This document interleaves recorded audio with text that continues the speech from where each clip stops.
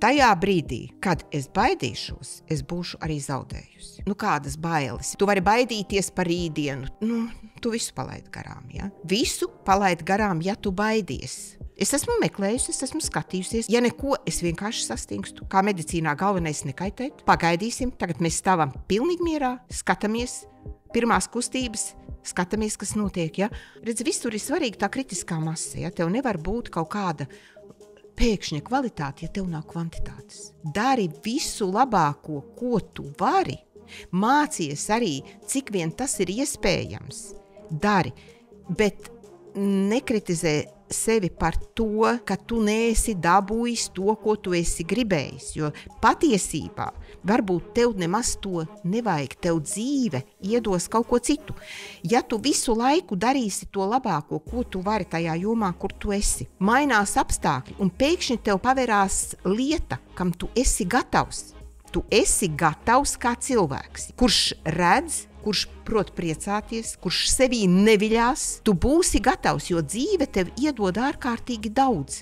Tā kā mēs jau nezinām, kā mums to dzīvi nokomplektēs, bet darām visu, lai mēs būtu gatavi brīdī, kad var, un tad, kad var, nevajag baidīties. Tu neko nevari tajā brīdī zaudēt, kad tu dari. Tu vari tikai iegūt, ja neiegūsti, turpini darīt.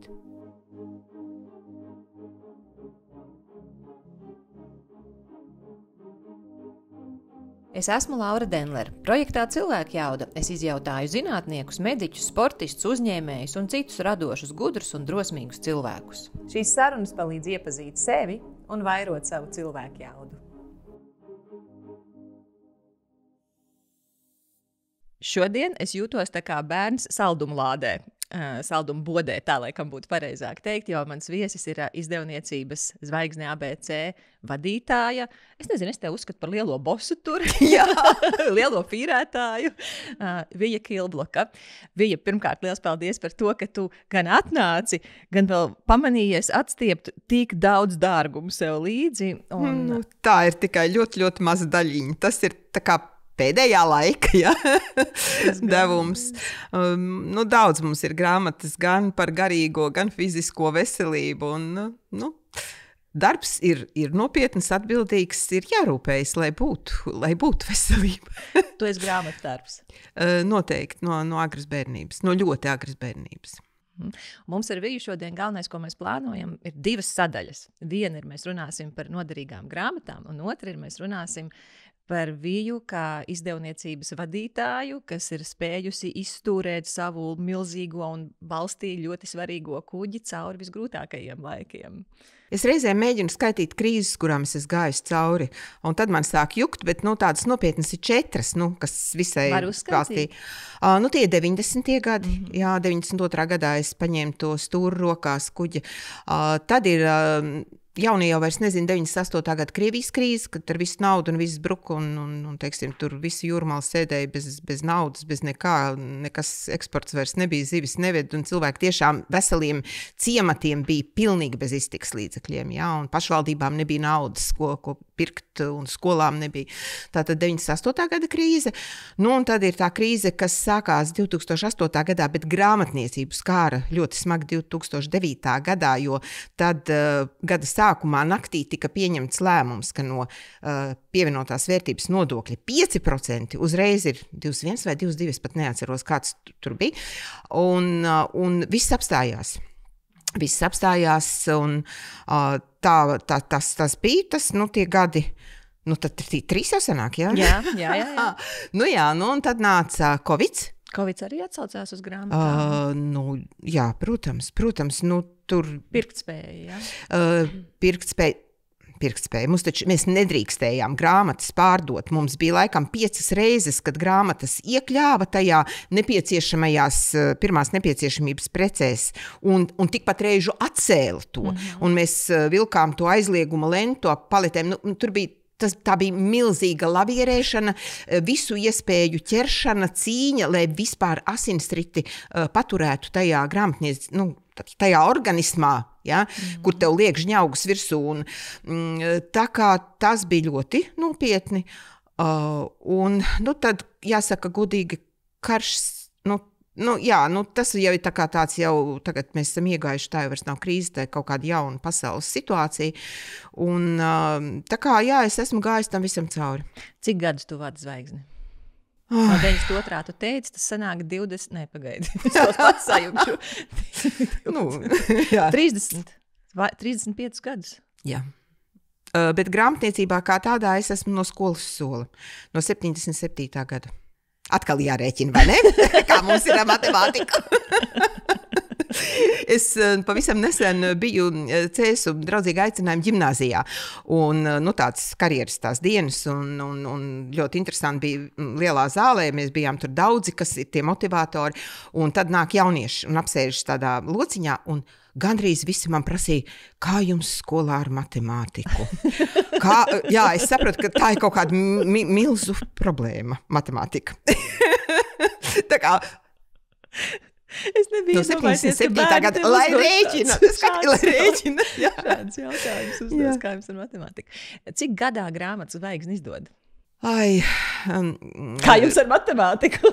Nē, te ir atmiņas lieta. Man reāli jūk. Man liekas, šogad, cik tu tur bija, kad 450, bet kādreiz, pirms tās 2009. 8. gada krīzes, mums bija 700 jauni nosaukumi gadā. Šogad tie ir jaunie nosaukumi, ko es saku. Jaunās grāmatas, jā. Tas nav izdodas. Bet, protams, mēs rēķinām arī tajā skaitā ir uzlīmju grāmatas, krāsojumās grāmatas, ja, kas veido to Nacionālā biblioteka, kad skaita viņiem, tur atkal ir pilnīgi cits tāds klasifikators, viņiem skaitās attēlu izdevumi, izdevumi, tie nav pie grāmatām, bet mēs, reāli darbdienā tās ir vidēji 2 grāmatas. Vidēji 2 grāmatas darba dienā. Un es skaitīju, cik zvaigzne ir izdevusi, cik caur manām rokām ir gājis, kopš es vadu uzņēmumu. Tas ir vairāk kā 14,000 jaunas grāmatas. Kolosāli. Tu man asociējies ar to 92. gadu, jo es biju viens no tiem bērniem, kurš ar māsām un mammu stāvēja tajā ļoti garajā Valdemāra ielas rindā, lai dabūtu gan grāmatas, gan burtnīcas, viss, kas bija vajadzīgs. Valdemāra ielas 105 kādreizējā mantnieku, te bija kartogrāfijas fabrika, tajā ēkā Latvijas laikā bijusi, vislielākā ažiotāža toreiz bija lielo balto ilustrēto enciklopēdiju, ko mēs nopirkām licenci, un vienīgie laikam pasaulē dabujām tiesības drukāt Latvijā, un pie tam vēl adaptēt, tas ir iekļaut Latvijas materiālu. Ja, tur. Kāds tas bija 97. gads, vai varu sajaukt. Tas bija ļoti interesanti patiesībā, jo toreiz cilvēki stāvēja, tā ka pirmā tirāža 10,000 bija burtiski izķerta, ja, un paraugu tipogrāfija bija nodrukājusi nākamo, un viņi vēl tā kā tiešām bija nenopresēti, viņi tiešām bija jēla, ja, viņi vēl bija slapjas tā tirāža, ja, tāda. Cilvēki stāvēja, viņi zināja, ka vedīs, un rakstīja uz rokām numuriņus, lai var ciparus savus rindas numuru, lai varētu aiziet prom. Es neko tādu vispār savā dzīvē vairāk neatceros. Viņi stāvēja pēc tās milzīgās, 600 lapaspušu ilustrētās enciklopēdijas krāsainas, tādu neviens nebija redzējis. Man liekas, tā enciklopēdija vēlāk noteica vispār to standartu, kā mēs veidojam bērnu grāmatas, kā mēs vispār tās izziņas literatūru veidojam. Bet tas bija ļoti, ļoti, ļoti interesanti, jo patiesi, parasti šāds grāmatas izdod tikai kopdrukās. Tas nozīmē, tā bija tematiskā enciklopēdija toreiz, ja, pasaulē visā nodrukāta, un pēkšņi Kilbloka saka ka viņai vajag pirmkārt alfabēta kārtībā, jo mūsu cilvēki nesapratīs, ka enciklopēdija nav alfabētiska. Es arī tā domāju toreiz, ja, kāda tematiska, es tādas nebiju redzējis. Un ka vēl vajag iekļaut stārasti, un vēl tur visu kaut ko. Un te man jāsaka, vispār ir tāda viena interesanta tēma, kas līdz galam, man liekas, nav izskatīta. Kāds faktors ir jauna, azartiska, toreiz es tā nedomāju, bet tagad es domāju smuka sieviete. Es piekrītu, es noteikti piekrītu. Un tur tai Dorlingā Kinderslejtā valde, visi tādi feini kungi, ja, un tur atnāk viens požām acīm, mati viss, ja, vajag, ļoti vajag. Viņa teica, Labi, yes. Un mēs dabujām šurp filmas toreiz. Ja? Tas ir, tie tagad faili, toreiz bija tas uz filmām. Ja? Un mēs paveicām toreiz, tagad es skatos, es domāju, vajadzēja sākt ar kaut ko maziņu, vispār iemācīties, kā tas ir ar ārzemniekiem, ar visām kopdrukām, ar visu. Mēs taču varējām pievienoties kādai kopdrukai un būt tā, tematiski. Tāpat taču būtu pirkts. Jā. Bet nē, tad, kad tu nezini, tu patiesībā neko nezini, tu vari ārkārtīgi daudz izdarīt, jo tu zini, ko tu gribi. Un izrādās, tas bija. Es vēl tagad stāstu to mazdēliem, jo viss tās iemācītās gudrības, vadība, ekonomika, bet dzīve, viņa ļoti interesanti saliek savus akcentus, un kad tu to reāli izdzīvo, viss tur paverās, tādi brīnumi un tādas neiespējamības liekas, kas te tur? Kas? Bet kas ir tava izglītība? Man ir ļoti laba izglītība. Ļoti laba izglītība. Man ir juridiskā izglītība, un tā kā man mamma teica, pat te padomu laikā, kā juriskonsulti dzīvo, ja? Cik labs darbs un tā. Es arī specializējos saimnieciskajās tiesībās. Man diplomdarbs bija toreiz pie profesora Kalvita Orgāna, ko es uzskatu par vienu no spožākajiem juristiem un zinātniekiem. Tā kā tā izglītība, man liekas, ir nevelti skolā, nezinu, cik tagad nopietni, bet vienu brīdi diezgan nopietni mācīja valsts un tiesību pamatus. Jo tas tev iedod izpratni, kā funkcionē sabiedrība. Tu saproti arī, ko tu vari ietekmēt, kas vispār ir likums. Ja? Un tu kaut kā to būtību, to sabiedrības valsts, to miesu, asinsriti, nervu sistēmu, tu izjūti. Ja? Un tu nebaidies. Ir brīži, kad tu zini, ka tu esi valsts. 90. gadu sākumā man bija pilnīgi skaidrs, ka es esmu valsts un šobrīd es daru, es nosaku un es pat neskatos riņķī, kādus lēmumus pieņem, ko jau tūlīt to mainīs. Ja? Un tā nebaidīšanās no visas birokrātijas un izpratne ir ļoti viegli, esot pēc tam uzņēmējiem, strādāt ar advokātiem. Jo es reāli praktiski vairs lietas nevaru, es arī nezinu tik smalki likumdošanu, bet to garu, to domu, to virzību, man vienmēr ir ļoti interesanti. Un es bieži vien, tad, kad mēs kaut ko darām, kas ir jādara juridiski, ja, man saka, tur pēc tiem visiem normatīvajiem, tur nevar būt rezultāti. Ja. Es saku, bet mēs varam darīt, un tas, ko mēs izdarīsim, vien veidos rezultātu. Un tas bija, piemēram, tas, ka Covid laikā mēs griezāmies Satversmes tiesā. Ja? Es zinu, ka vajadzēja iet vispirms administratīvā tiesa, tad tur pārsūdzēt. Tu tur vari vienkārši, tas ir pareizais, tas ir nevis pareizais, bet tas, kas tev ir ielikts. Bet tu vari arī iesniegt tai Satversmes tiesā.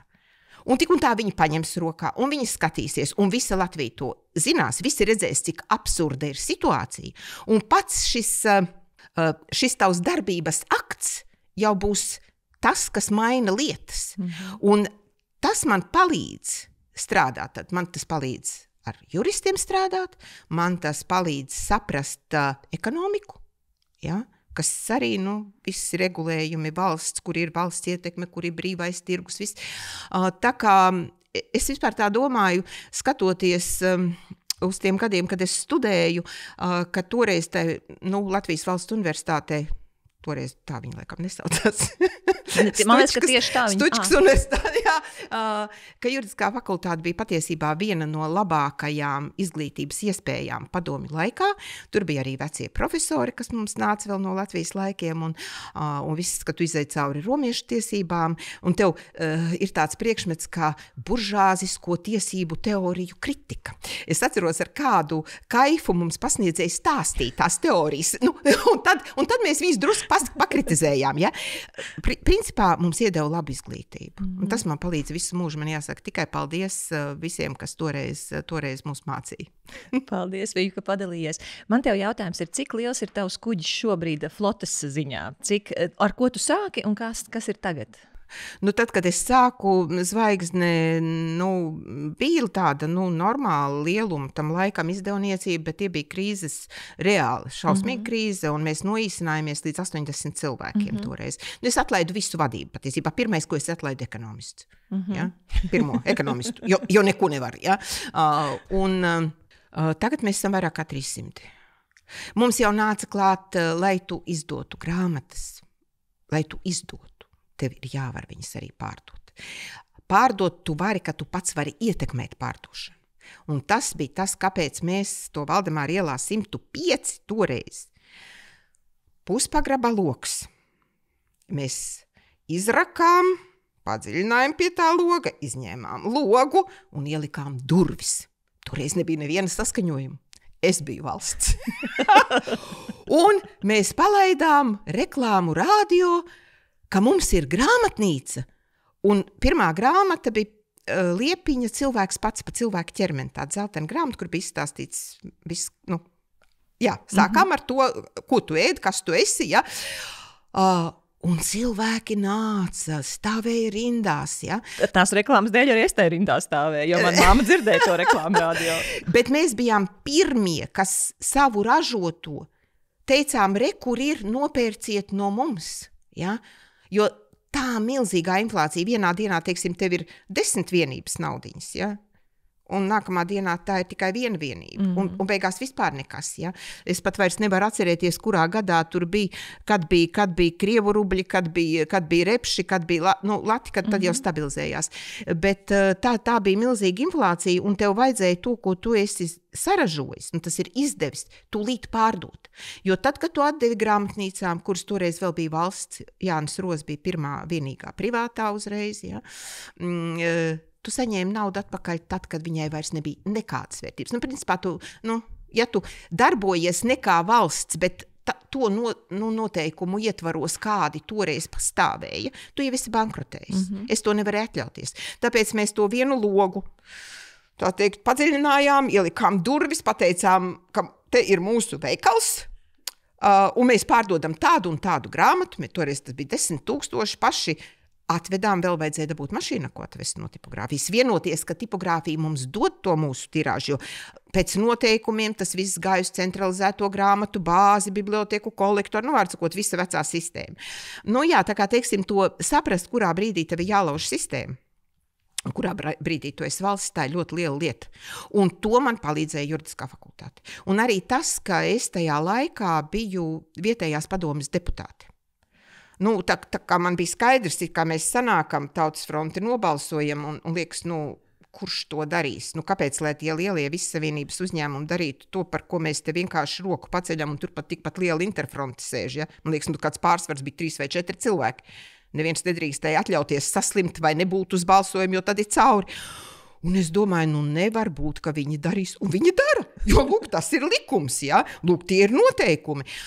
Tas ir apbrīnojami vispār, kā tas darbojās. Es biju Londonā tajos 90. gados un iekļuvu parlamentā. Tur tāds brīdis, kad laiž visus, un es redzu, kā viņi balso un visu. Tiešām visi tā sanāk, saka, tā būs, un pēc tam visi tā dara.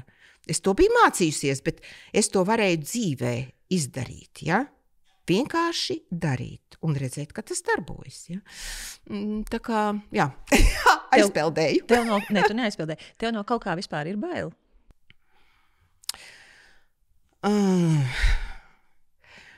Es sev esmu tādu mantru nolikusi. Tajā brīdī, kad es baidīšos, es būšu arī zaudējusi. Ja?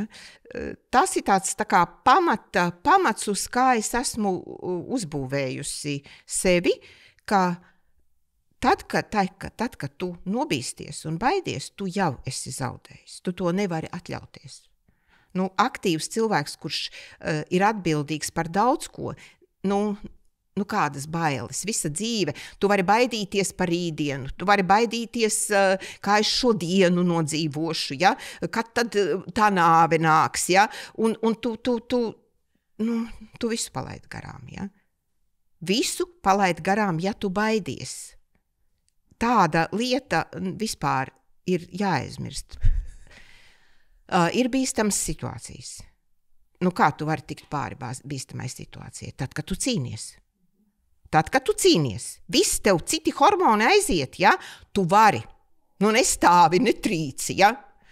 Cīnies. Ja tev galīgi nav spēka, ja tev viss, Rainim bija ļoti labs, ka nekā nav, paliek spīts. Es zinu, ka bērnībā man vienmēr teica, šausmīgi spītīgs bērns, un paskat atkal viņas, ja, caur pieri skatās, jo, nu, toreiz man tādas iespējas nebija tieši cīnīties, ja? Nu, gan mājās, gan skolā, nu, visur tā bija skaidrs, kā. Ja? Nu, tad es biju ļoti, ļoti spītīgs bērns.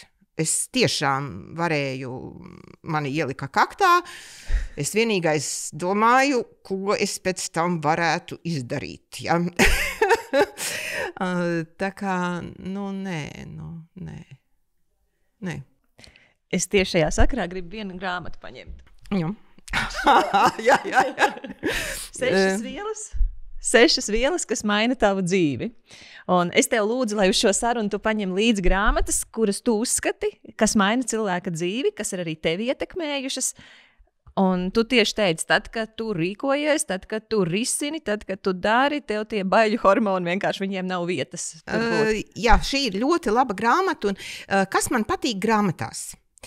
Grāmatās man patīk tas, ka es ieraugu to, kas jau tā kā ir manī, bet ko es neesmu precīzi noformulējusi, un te man iedod, un es saprotu, jā, tas ir tas mans resurss, un tas darbosies. Patiesībā man liekas, es grāmatas lasu ļoti vienpusīgi. Es tiešām meklēju. Tas ir tā kā Safona, tas teikums, ka grāmatas ir kā spoguļi, kas parāda tikai to, kas jau ir tevī pašā. Tā ir ļoti dziļa doma. Tad, kad tu esi par kaut ko domājis, tu kaut ko gribi, tu kaut ko jūti un jau dari, bet tev vajag apstiprinājumu. Tā tas ir. Un šīs 6 vielas, kas maina tavu dzīvi, ir absolūti izcili. Jo te ir formulēts tas, ka tu pats vari iejaukt to eņģeļu kokteili, un tu vari iejaukt to vēlnība, es neatceros, to slikto kokteili. Ja tu baidies, ja tu sāc visus risku menedžēšana, tu iztaisi plānu visiem riskiem, ja? Tu jau patiesībā sev iejauc to ēles kokteili. Ja? Tiem, kas mūs klausās podcastu formātā, tad tās 6 vielas ir dopamīns, oksitocīns, serotonīns, endorfīni, kortizols un testosterons. Es to grāmatu, tā ir jauna grāmata, un es viņu paņēmu lasīt, un lasu par dopamīnu, oksitocīnu. Bija ļoti lietaina diena, tāda, nekāda. Un tad tu aizgāji līdz aptieciņai? Nē, es vienkārši paņēmu grāmatu, kāpu mašīnā un braucu uz laukiem. Laukos jebkuri laikapstākļi ir brīnišķīgi, kas saka, vajag tikai pareizo apģērbu. Un es toreiz pat uzrakstīju Facebookā, ka lasot šo grāmatu, es sapratu, ka man ir jābrauc. Es dabūju to dopamīnu lasot, es sapratu, ka man vajag to oksitocīnu, ka man vajag tos endorfīnus. Es aizbraucu uz laukiem. Tur man vienmēr ir smaids. Ja mājās darbā man reizēm prasa, ko tu tik dusmīgi, un es saku, nē, es vienkārši esmu atlaidusi ģīmi, ja? Tad tur es izlaiku šādi staigāju. Vienkārši. Un viss, un tu esi sev iejaucis to labo kokteili, ja? Tu izvēlies, ko tu skaties sociālos tīklos, ko tu lasi, ko tu ēd, ko tu dari. Tu vari mainīt to, kā tevī šie hormoni nosaka tavu uzvedību. To var ietekmēt, to māca visādi, ja? Ar elpošanu, ar meditāciju, ar sportu, ar ledainu ūdeni, ar jebko to māca, bet to pašu principu izstāsta šīs 6 vielas, kas maina tavu dzīvi. Tas ir Dāvids Filips, un viņš vēl vienu fantastisku lietu man apstiprināja, kas bija jau manī. Ja? Es reizēm domāju, es rakstu Facebookā, un es tur rakstu visādas, kā saka, ļoti plaši tu raksti. Basņas, ja? Es tā priekš sevis, ja? Un viņam ir, es viņu paskatījos, viņš ir ļoti populārs TikTokā. Un es uzlieku, un tur ir par stāstu.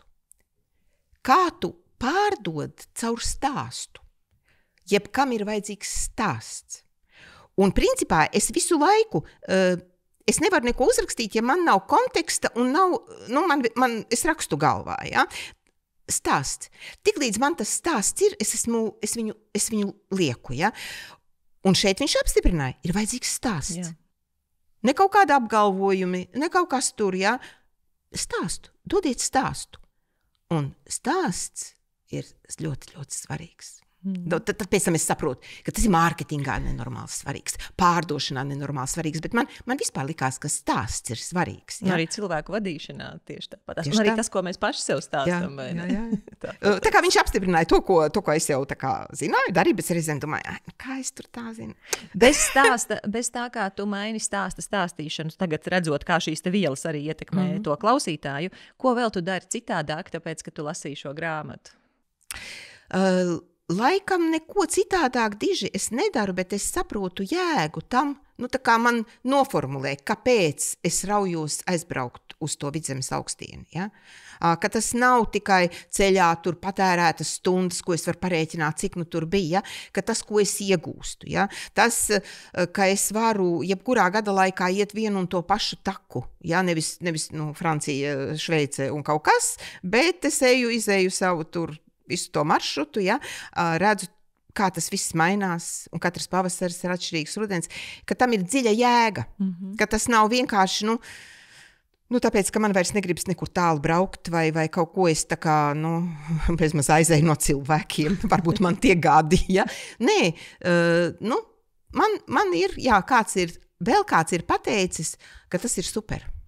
Kāpēc tu tā dari, tev tā vajag, jo izrādās tur ir tās vielas. Tas sanāk tā kā iespējas sargāt tos savas spēka avotus. Jā.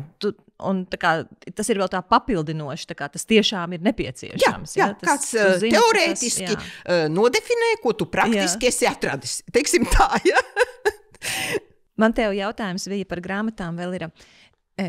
Varbūt tu atceries tādu grāmatu, kas diezgan stipri mainīja tavas izvēles. Vienalga, vai tas būtu darba ziņā, vai tas būtu veselības ziņā, bet tā, ka spēcīgi ietekmēja tavas izvēles. It kā varbūt tu zināji vai nezināji, bet tu teici, mana dzīve bez tās grāmatas būtu citādāk. Man tāda grāmata tev uz šī galda stāv, un tā ir Outlive. Tā ir Pītera Tija Outlive grāmata. Jā, tas Outlive ir pilnīgi jauns, tulkojums Pītera Tijas.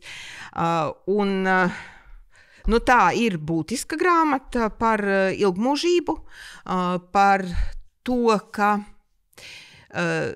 tos gadus, kas tur ir 70 plus, 80 plus un, ja paveicās 90 plus, ka tiem nav jābūt moku, slimību, nevarēšanas tādam periodam, bet ka tas var būt tāds milzīgs bonus, kas tev ir pasniegts. Kā to panākt? Tas ir interesanti, ir tas, ka pats autors Pīters Atija ir ārsts, jāsaprot, ķirurgs, un strādājot tajā visā oficiālajā medicīnā, viņš nonāk pie tā, ka viņš to vairāk nevar darīt, jo viņš redz, ka tai medicīnai ir jābūt preventīvai. Visai cilvēki ir jāinformē, cilvēkiem ir jābūt zinošiem, ja?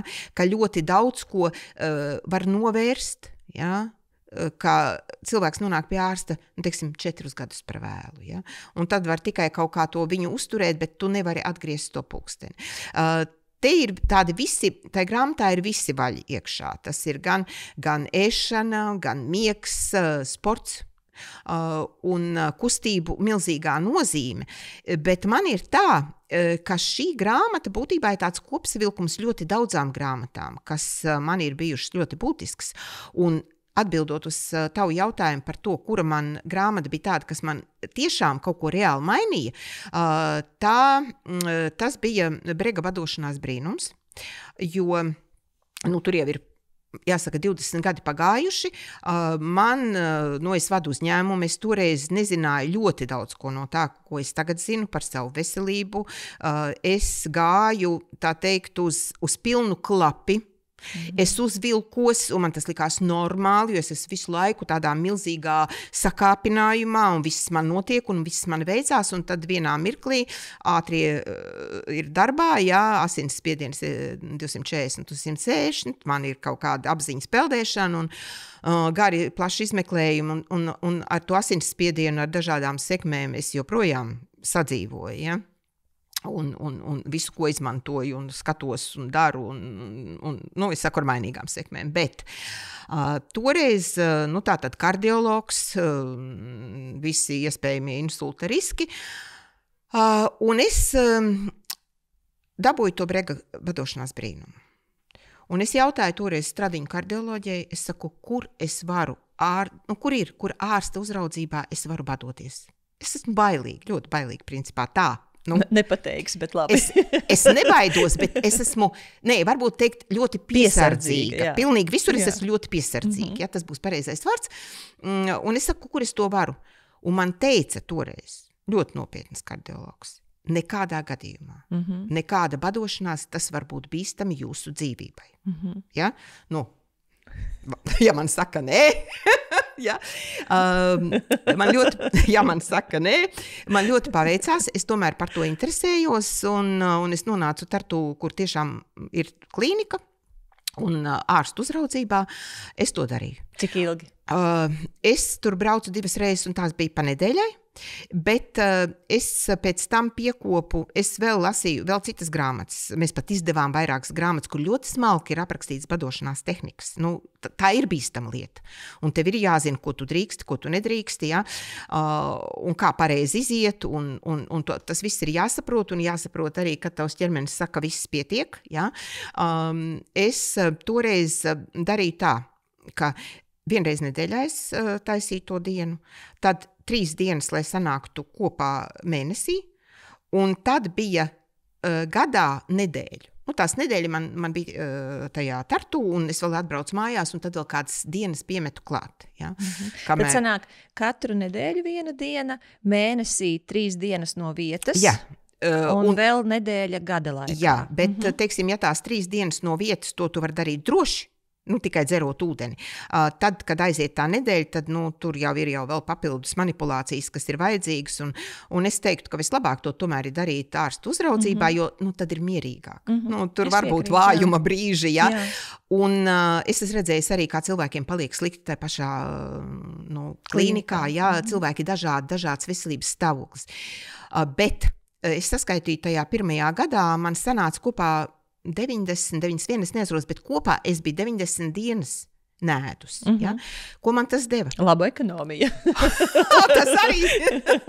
Tas arī, bet jāsaka, bez tā asinsspiediena es toreiz vispār nesapratu, kas notiek ar manu veselību, jo, ja es kaut kur lidoju, pat līdz Frankfurtei, es tajā pirmajā dienā es kurpes nevarēju uzvilkt.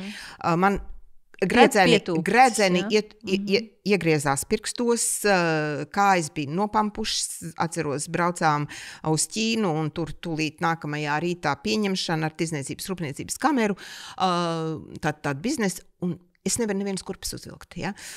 Un, tu dārs tev iedos detraleksu dzeriet, tur šitās zeķes spiedošās, nēd lidmašīnā, kaut ko tādu, apmēram. Ja.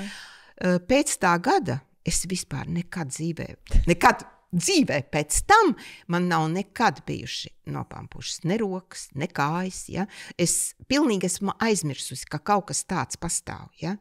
Tātad tā vietā, kā teica, tas ir bīstami jūsu dzīvībai, es atguvu to, un arī, ko tu iegūsti to visu izdarot. Pirmkārt, tu zini, ka tu vari. Otrkārt, tu saproti, ka tu vari kontrolēt, tu vari ietekmēt, un ka tas tavs ķermenis būtībā ir tava jurisdikcijas zona. Tu dari, tu uzņemies atbildību, bet tu nodrošinies. Ja? Tu nodrošinies ar medicīnisko palīdzību, ja vajadzēs, viņi tevi atpumpēs. Tā kā man jāsaka tāda, un tad tā Brega grāmata bija tā, kas man parādīja, ka ir dažādi ceļi, un ka tev pašam ir jādara. Un tad, ja es sāku, bija tāda Makītas grāmata, angliski viņa saucās You are what you eat, un man likās, kā tas ir, ka tu esi tas, ko tu ēd. Mēs uzlikām, kā ēdīs, tā dzīvos literārā jaunrade. Ja? Un arī viņa bija pirmā, kas teica, par gļotainība, ja? Piens, tur atkal tīri pa produktu grupām, un ar visu to asinsspiedienu, kas man bija, man vēl bija arī kaut kādas šausmīgas alerģijas. Mājās man visu laiku iesnas. Aizbraucu, un es pēc tam tik domāju, kāpēc man Itālijā nav viesnes, kāpēc man Ķīnā nav viesnes, pareizi, es tur piena produktus tā kā nelietoju. Un man liekas, tajā laikā, mēs tās piena pudeles nemitīgās, ko tu gāji, ka veikalā pienas, maize, ja? Es domāju, ļoti neveselīgi mēs bijām pasākuši ēst. Un tad es arī tā kā to saliku mēnesi, es nedzeru pienu no pudeles, nav. Ja? Un tas bija tik interesanti, un tad es sapratu, ka ir fantastiski lasīt un eksperimentēt. Es savu ķermeni uzskatu par tādu eksperimenta vietu. Ja? Sekoju līdzi, esmu ārsta, kontaktā ar ārstu.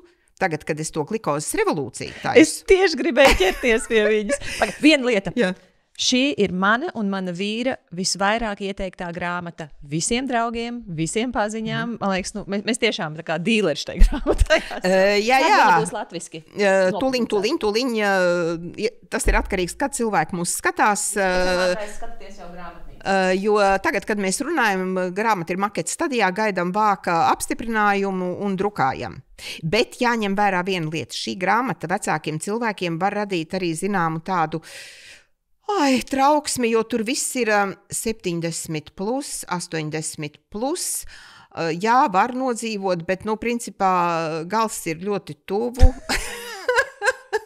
Es vēl, kad viņu lasīju, man nāca prātā Monteņa viena eseja par vecumu. Un tur bija, kā tas ir vecums, ja? Ko vecums ar tevi dara. Vecums, principā, tevi sagatavo miršanai, jo viss kļūst ļoti slikti. Ja? Tur, teiksim, redzi zaudē, dzirdi zaudē, viss sāp, tev ņem nost, un beigās tu gribi mirt, tu ar prieku gribi mirt. Šī grāmata saka, tu izdarīsi visu, lai tu ar prieku dzīvotu. Tad tu nemaz negribēsi mirt. Un tu starp citu par šo grāmatu saki 70 plus, 80 plus, man ir 45. Jā. Un es būtu gribējusi, kaut es viņu būtu 10 gadus agrāk izlasījusi. Viņa ir tik vērtīga, jo viņa ne tikai ir par to, cik kvalitatīvi mēs varam dzīvot tajā vecumā, bet viņa var piedabūt mani sliņķi, darīt lietas veselības ziņā un tieši fizisko kustību ziņā. Un manu vīru arī vispār nav vairs jautājumu par to, ka varētu cilvēks nesportot. Tas vienkārši vairs nav iespējams. Ir tā Andersa Hansena smadzeņu spēks, ko es vasarā lasīju, ko es momentā iedevu mazdēliem, kuriem ir jāmācās par to, ko kustības dara ar smadzenēm. Jā, tieši tā. Ko mums līdz šim stāstīja vecumā. Tie neironi, kas ir nomiruši, tie ir pagalam jauni nerodās, vecumā smadzenes tur aizvien zaudē savu potenciālu. Tur ar reāliem datiem tātad ir rezonansi taisa un ir redzams cilvēkiem, kas sporto. Arī lielā vecumā smadzenes izskatās jaunākas. Pēc tam, kad cilvēks ir sācis kustēties, viņam atjaunojas smadzenes. Tur esot tie kontakti kaut kā starp pieres un smadzeņu daivām, kas nosaka to, kā tu vispār vari, ka tas uzlabojas, ka ne tikai atjaunojas un aug smadzenes jebkurā vecumā, bet visi kontakti un funkcija uzlabojas. Tur momentā laukā iet, staipīties, vingrot, ja? Nav variantu. Cik tu sporto un ko tu sporto vīji? Redzi, es vispār, es neesmu ļoti sportiska. Skolā fiskultūra man dziļi riebās. Es atceros tavus Facebook ierakstus, kur tu sporta zālē cilāji hantelis un priecājies par savu treneri, kas tev tur dresē. Jā, redzi,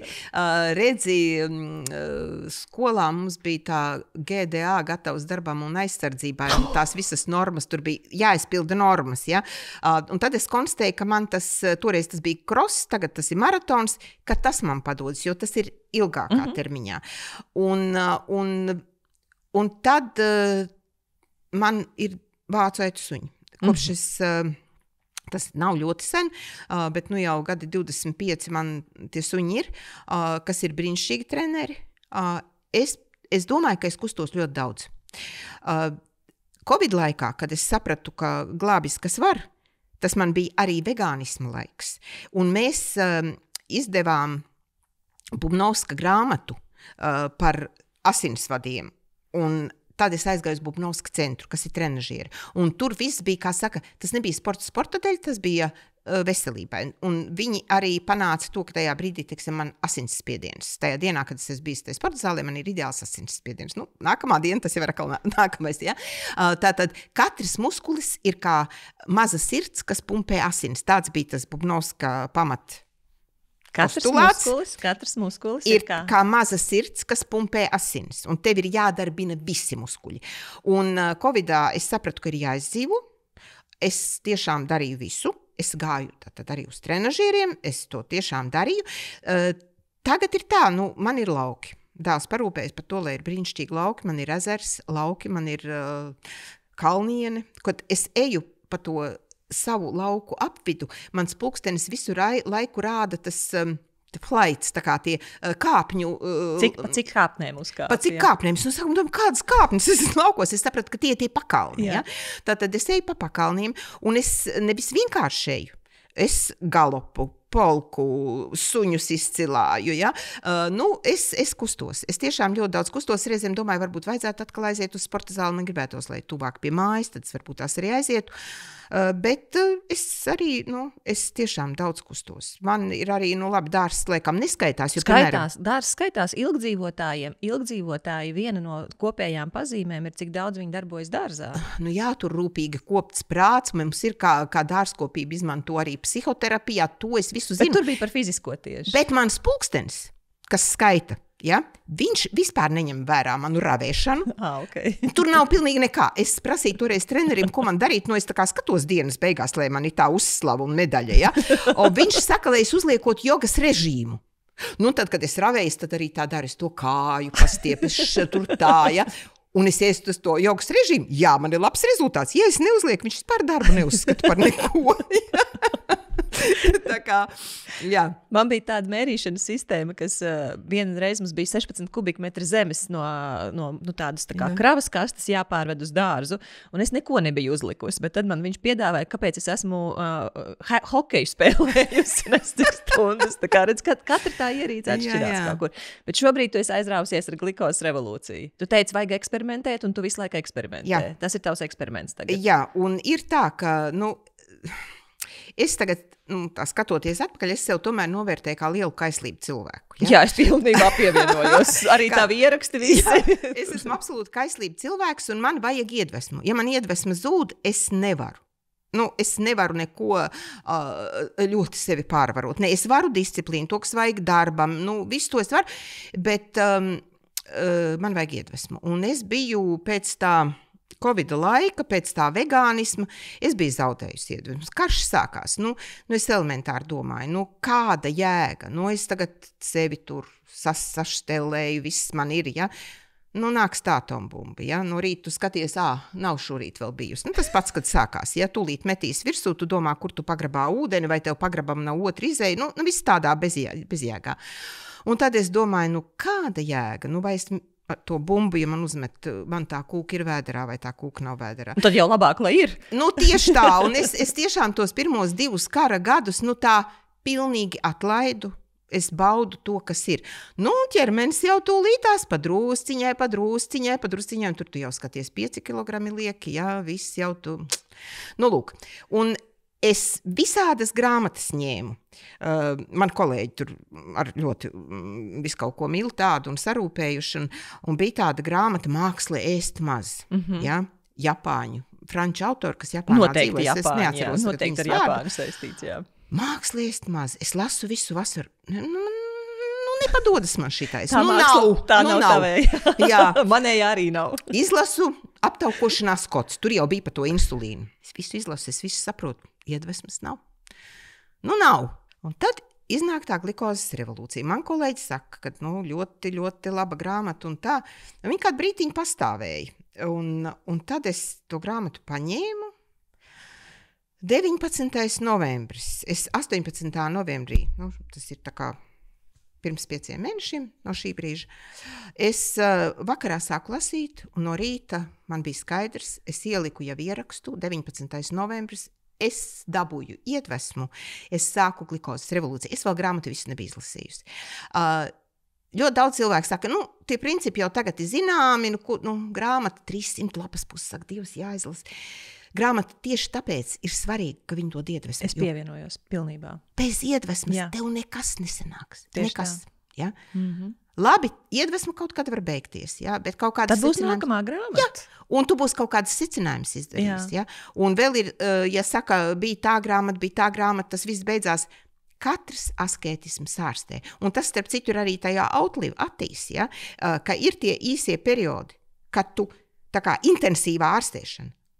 Katrs askētisms ārstē. Tu vari darot, lūk, bija tūska, nav tūskas. Vegānisms. Bija man panga asinsvadā, pazuda. Ja?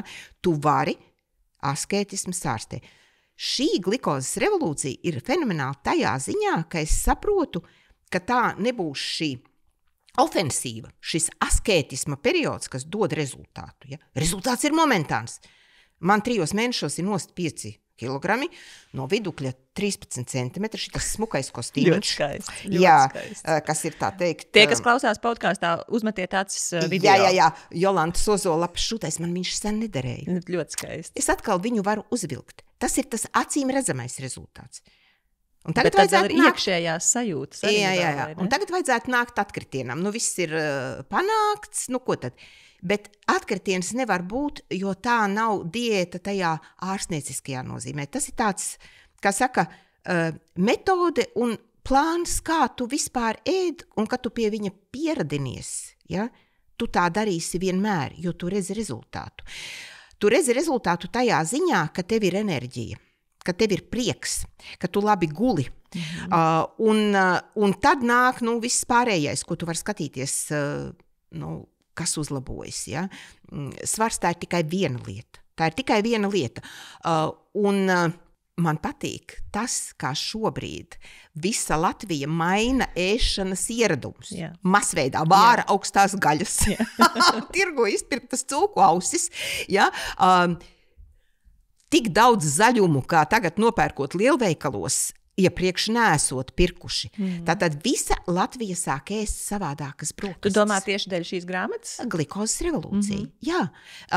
Cilvēki ar sajūsmu atklāja, ka nav brokastīs jāēd pārslas un jādzer apelsīnu sula, kā mums to ilgi un dikti stāstīja, bet tu vari paņemt normālu galertu, augsto gaļu, tu vari cept olu, ola arī nav kaitīga, bet tu sāc visu ar dārzeņiem un zaļumiem. Ja? Un viss mainās.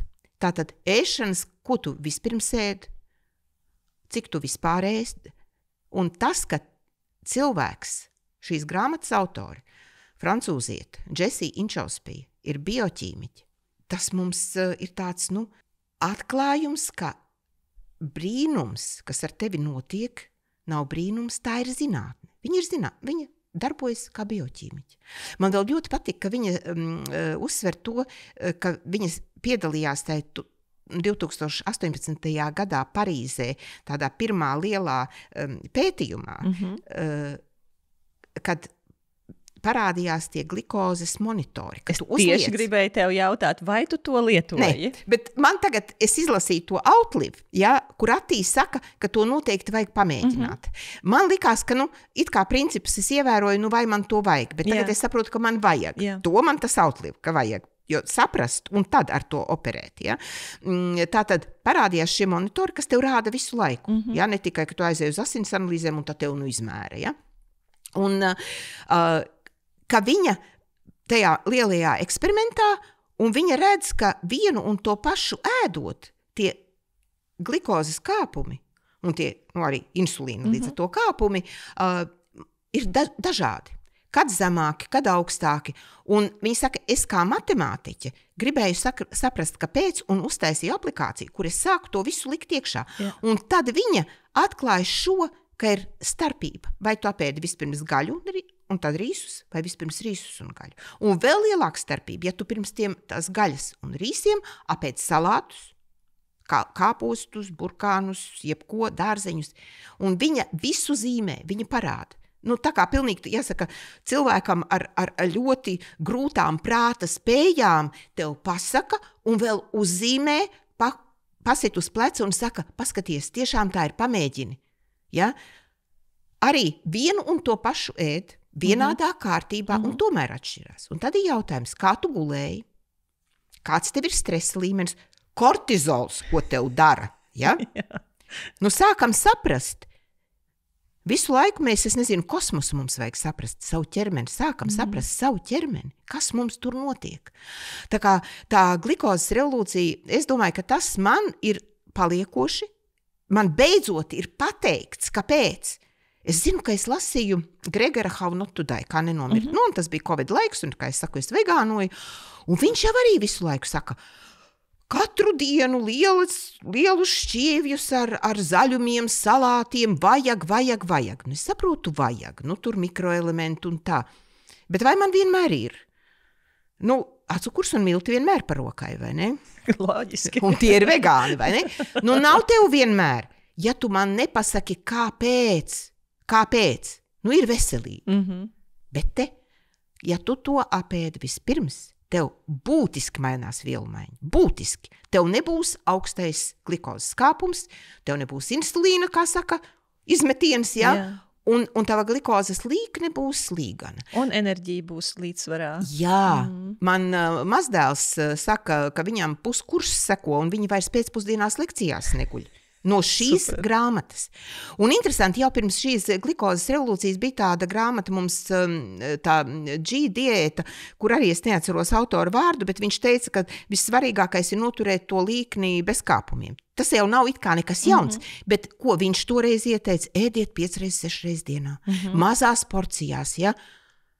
Nē, nu labi. Te mēs tagad zinām, kas ir pēcēšanas periods. Man pirmo reizi kāds pasaka, cik ilgs ir pēcēšanas periods. Nu, pasaki mums arī, kas vēl nav grāmatas. 4 stundas. Nevar ēst. Tu vari ēst. Tu vari ēst visu laiku, visas 4 stundas. Un vispār 24 stundas, kā saka, izdzīvos kādu laiku. Jā. Bet svarīgi, kā viņa to izskaidro. Viņa saka, 4 stundas pēc ēšanas. Tavā ķermenī viss ir aktivizējies. Arī iekaisīgie procesi. Tas man īsti tā vēl nav skaidrs, bet par to arī Konrāda runā. Ir šie, nu tātad viss ir saaktivizējies, ja? Un pēc tām 4 stundām tas tā kā viss norimst, viss, kā saka, ko tu esi apēdis, ir iznēsāts pa ķermeni, ja, sadalīts pa šūniņām. Un ja tu vēl neēd stundu, tu neēd vēl 2 stundas, ko tavs ķermenis, viņš sāk ņemt atpakaļ, ja? Ja tu pa tām 4 stundām tu esi ēdis, tev ir pēcēšanas periods, visi hormoni ir aktīvi, tu atkal ēd, tu patiesībā visu laiku esi tajā savā aktivitātē un savos iekaisīgajos visos procesos, hormonos, un tu vispār sev neļauj atpūsties, ja? Cik tev tās stundas, kad tu guli, ja tu vēl vēl vakarā paēdi, ja? Nu, un tad sākās, nu, reāli, nu, es pat uztaisīju toreiz to ekrāna attēlu, kur Covida laikā viena daktere, ģimenes ārste bija slimnīcā, un viņa bija izārstēta, un viņa saka, ai, nu jā, man visa tā vecuma buķete, diabēts, tur trombi, asinsspiediens, viss, un tad jau grūti ar to Covid, un es domāju, kā tu ārsts būdams vari teikt, ka man visa vecuma buķete, nekam tev nav jābūt no tā. Nu, nav jābūt patiesi, ja? To visu var novērst, un tev kā ārstam būtu jāzina, kā. Un interesanti, es domāju, arī par to glikozes revolūciju. Nu, mēs viņu izdevām, mums pirms tam bija jātulko, bet es domāju, mūsu dietologi, viņi taču jau ātrāk to zināja.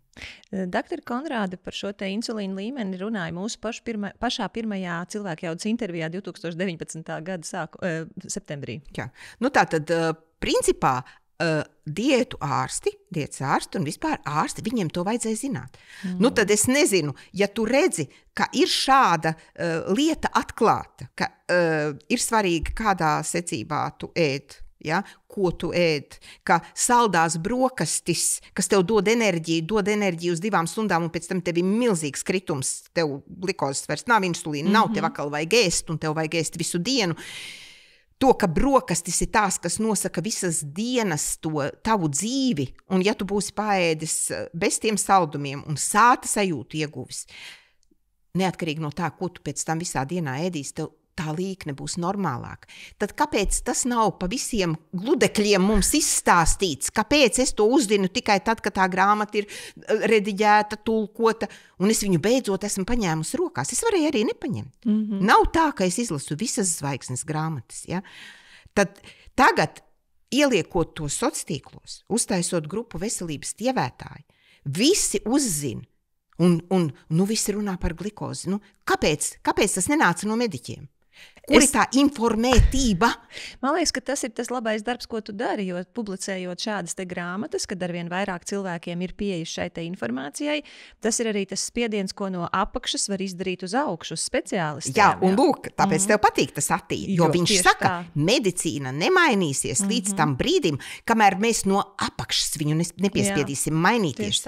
Es neparvelti toreiz braucu uz to Tartu meklēt ārstu, kas patiesi iedziļināsies un gribēs mani ārstēt, man pašai darbojoties. Ja? Es joprojām to meklēju Latvijas medicīnā, ka tu dari un tev palīdz. Un tad vēl es domāju, ir daudzi cilvēki, kas kaut ko dara. Es zinu cilvēkus, kas ar vēzi, tad, kad viņiem pasaka, ka cerību vairs nav, ir izdzīvojuši, liek to sociālos, Modris Pelsis, ja, rakstnieks. Rakstnieks Modris Pelsis, ja. Viņi arī uzrakstīja kopā ar Māju Pahodņevu to neantikanceru, kā viņiem aliansē pret vēzi. Ja. Viņi grāmatu uzrakstīja. Kāds ir ar viņu padarbojies, kāds ir pētījis? Mums vispār nav šādas pētniecības Latvijā. Es te ar sevi eksperimentēju, bet man gribētos, ka par to vispār ir interese. Ja? Cilvēkiem ir interese, un tas darbs, ko tu esi izdarījis, tas virzās uz priekšu. Cilvēki iet ar citiem jautājumiem pie ārstiem. Mums cilvēki jaudas klubā, doktora Konrāda bija janvārī. Viņai pajautāja par glikozes revolūciju. Doktor, vai tas ir tikai tāda modes lieta, glikozes revolūcija, vai tur kaut kas ir pa īstam? Un doktora atbildēja, ka grāmata ir ļoti laba, ka vajag tieši dēļ iedvesmas, tāpēc tieši sanāks turēties. Doktori teica, ka glikozes, šis te konstantais glikozes monitors ļoti noderīga lieta. Cilvēks par sevi labāk visu kaut ko uzzinās, izvēlēsies sakarīgākus ēdienus. Un tad tie jautājumi doktorē bija, doktor, kādas analīzes man ir vajadzīgas? Tad, kad es eju pie ārsta, es neesmu slims, bet es gribu turpināt būt vesels. Un doktori cilvēkiem arī ieteica, un tiešām tie cilvēki arī ies pie tā ārsta un prasīs, man vajag nosūtījumu, vai man vajag šādu te informāciju. Un tur, kur arī cilvēki saka, bet man ārsts to nedod, tad doktori tieši tāpat ir ieteicis, kā ar ārstu runāt, lai tu vari dabūt. Tāpēc tieši šādas te grāmatas un šāda te informācija un tavi personīgie stāsti ir tas, kas cilvēkus iedrošina, jo mēs jau esam audzināti kā. Ārsts ir tas, kurš zinās. Tev ir jāklausa ārsts, un tad arī cilvēks atsakās no tās personīgās atbildības, jo viņš uzskata, ka tas ir ārsta pienākums, lai es esmu vesels. Ka tas un tas, ko tu dari, tu cilvēkiem atgādini, tu esi atbildīgs par to, lai tu esi vesels, un tur, kur mēs esam ārstu ierobežoti, tur mēs ejam pie viņiem un sakām, bet tagad es gribu šādi, jo ir pietiekami daudz zinātniskas informācijas par to. Tā kā tas ir tavs nopelns ļoti lielā mērā. Paldies. Es tiešām gribu cilvēkus iedrošināt, un es domāju, ka savā otrajā dzīvē es varētu tiešām arī studēt medicīnu. Tieši ar to mērķi studēt medicīnu, lai darītu savādāk. Un katrs mēs atšķiramies ne tikai bioloģiski, mēs atšķiramies savā apņēmībā, savos lēmumos, un ka cilvēks ārsta vadībā var atrast savu ceļu, jo arī glikozes revolūcija katrs rīkosies savādāk. Man tev par viņu jautājums ir, jo es esmu veģetārietis, un tu te par tiem galertiem visu laiku runā, kas lūdzu, kas lūdzu ēdiet savus galertus, bet es tam galertam klāt neskaršos. Man joprojām derēs tā grāmata, ja es palikšu bez nekā. Sieri, olas arī veģetāri, vegāni neēd to, bet... es dotu priekšrokai tikai vegāni.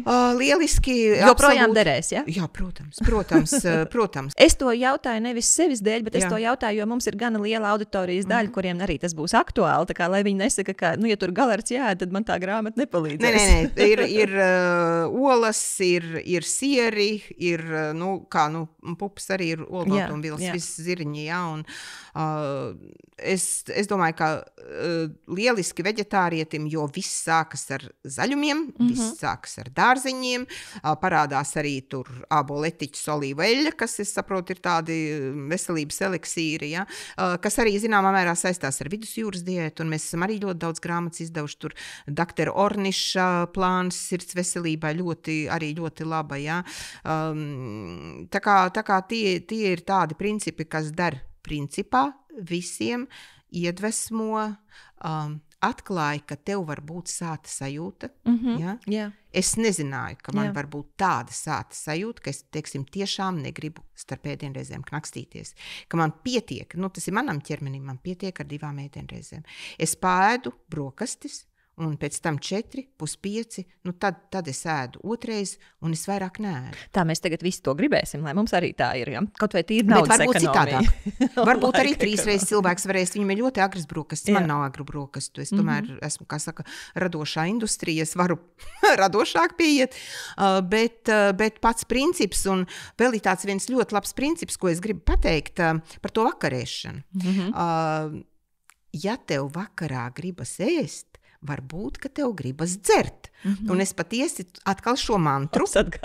Jā, es paņemu šo mantru vakarā, un es uztaisu zāļu tēju, un patiesi beigās man nemaz nav gribējies, un tad galvenais ir aiziet gultā ar grāmatu, un tad jau no rīta pamosties, un domāju, kāpēc es vakarā vispār domāju, ka man gribas ēst? Man taču nemaz negribas ēst, ja? Pamēģiniet.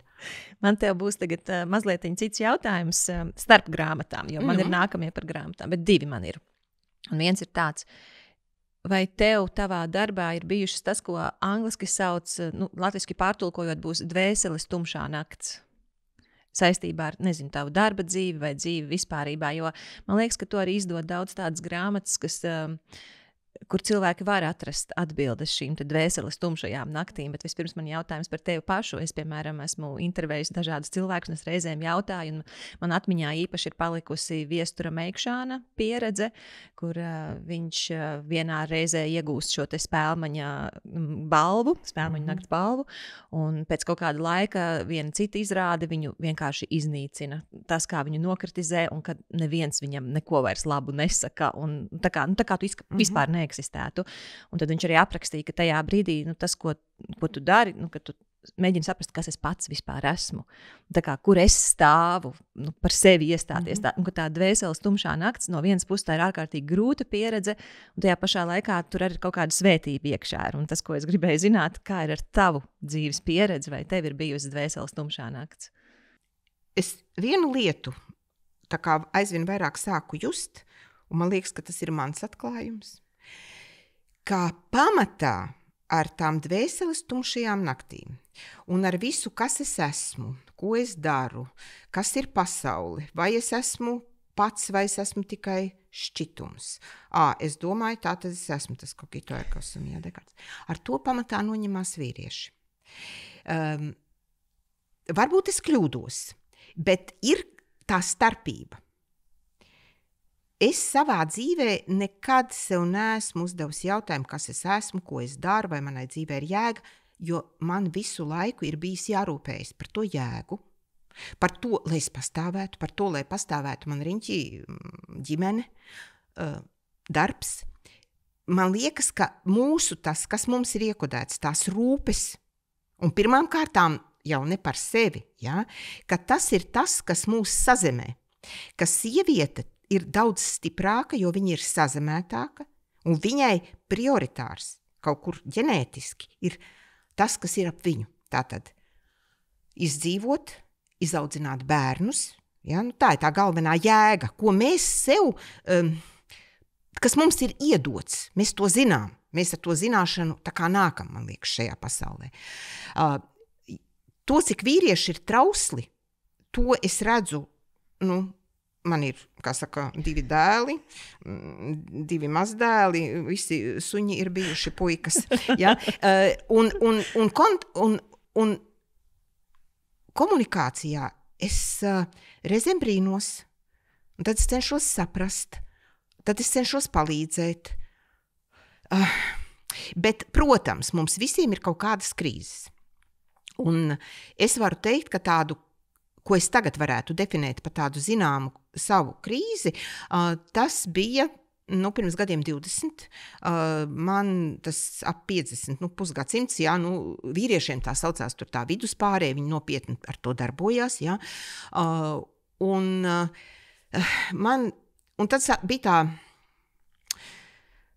tāda sajūta, ka es jau visu tā kā esmu redzējusi, viss jau tā kā ir bijis, un kaut kā vienā brīdī man likās, ka es esmu zaudējis kaut kādu dzīves garšu.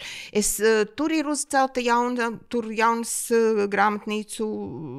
grāmatnīcai veikals, tur ir atjaunota ēka, tas tur viss ir bijis, tu vienos priekos dzīvo, tu dari, un kaut kādā brīdī, es domāju, ja tev paliek grūti vilkt to vezumu, atkal kaut kas ir jāiekrauj. Nāk atkal kaut kas... Kaut kas tur nav riktīgi, parasti ņem nos no tā vezuma. Nē, es esmu konstatējusi, ka tad, kad tu esi sakrāvis, tev vienmēr liekas, šito izdarīšu viss. Ja tu viss, tad tev arī ir viss. Tev nemitīgi vajag kaut ko vēl, un izrādās tu vēl un vēl vaļ. Tad mēs zinām, izdalās kaut kādi tie hormoni. Un tad bija tā, toreiz tas iebrukums Krimā, un tad es domāju, man parādījās tas milzīgais jautājums, kā dzīvot tālāk, Es saprotu, ka karš atnāks toreiz jau tas 14. gadā. Nevajadzētu vairs neko šeit darīt. Vajadzētu glābt ģimeni. Kaut kur meklēt drošu vietu, kur, Jaunzēlandē, es nezinu, cilvēki brauc arī projām, Bet es saprotu, ka es to nevaru. Es nevaru neko atstāt, bet man ir grūti darīt, ka es saprotu, ka varbūt nav pareizi, ka es daru, varbūt jāpārtrauc darīt.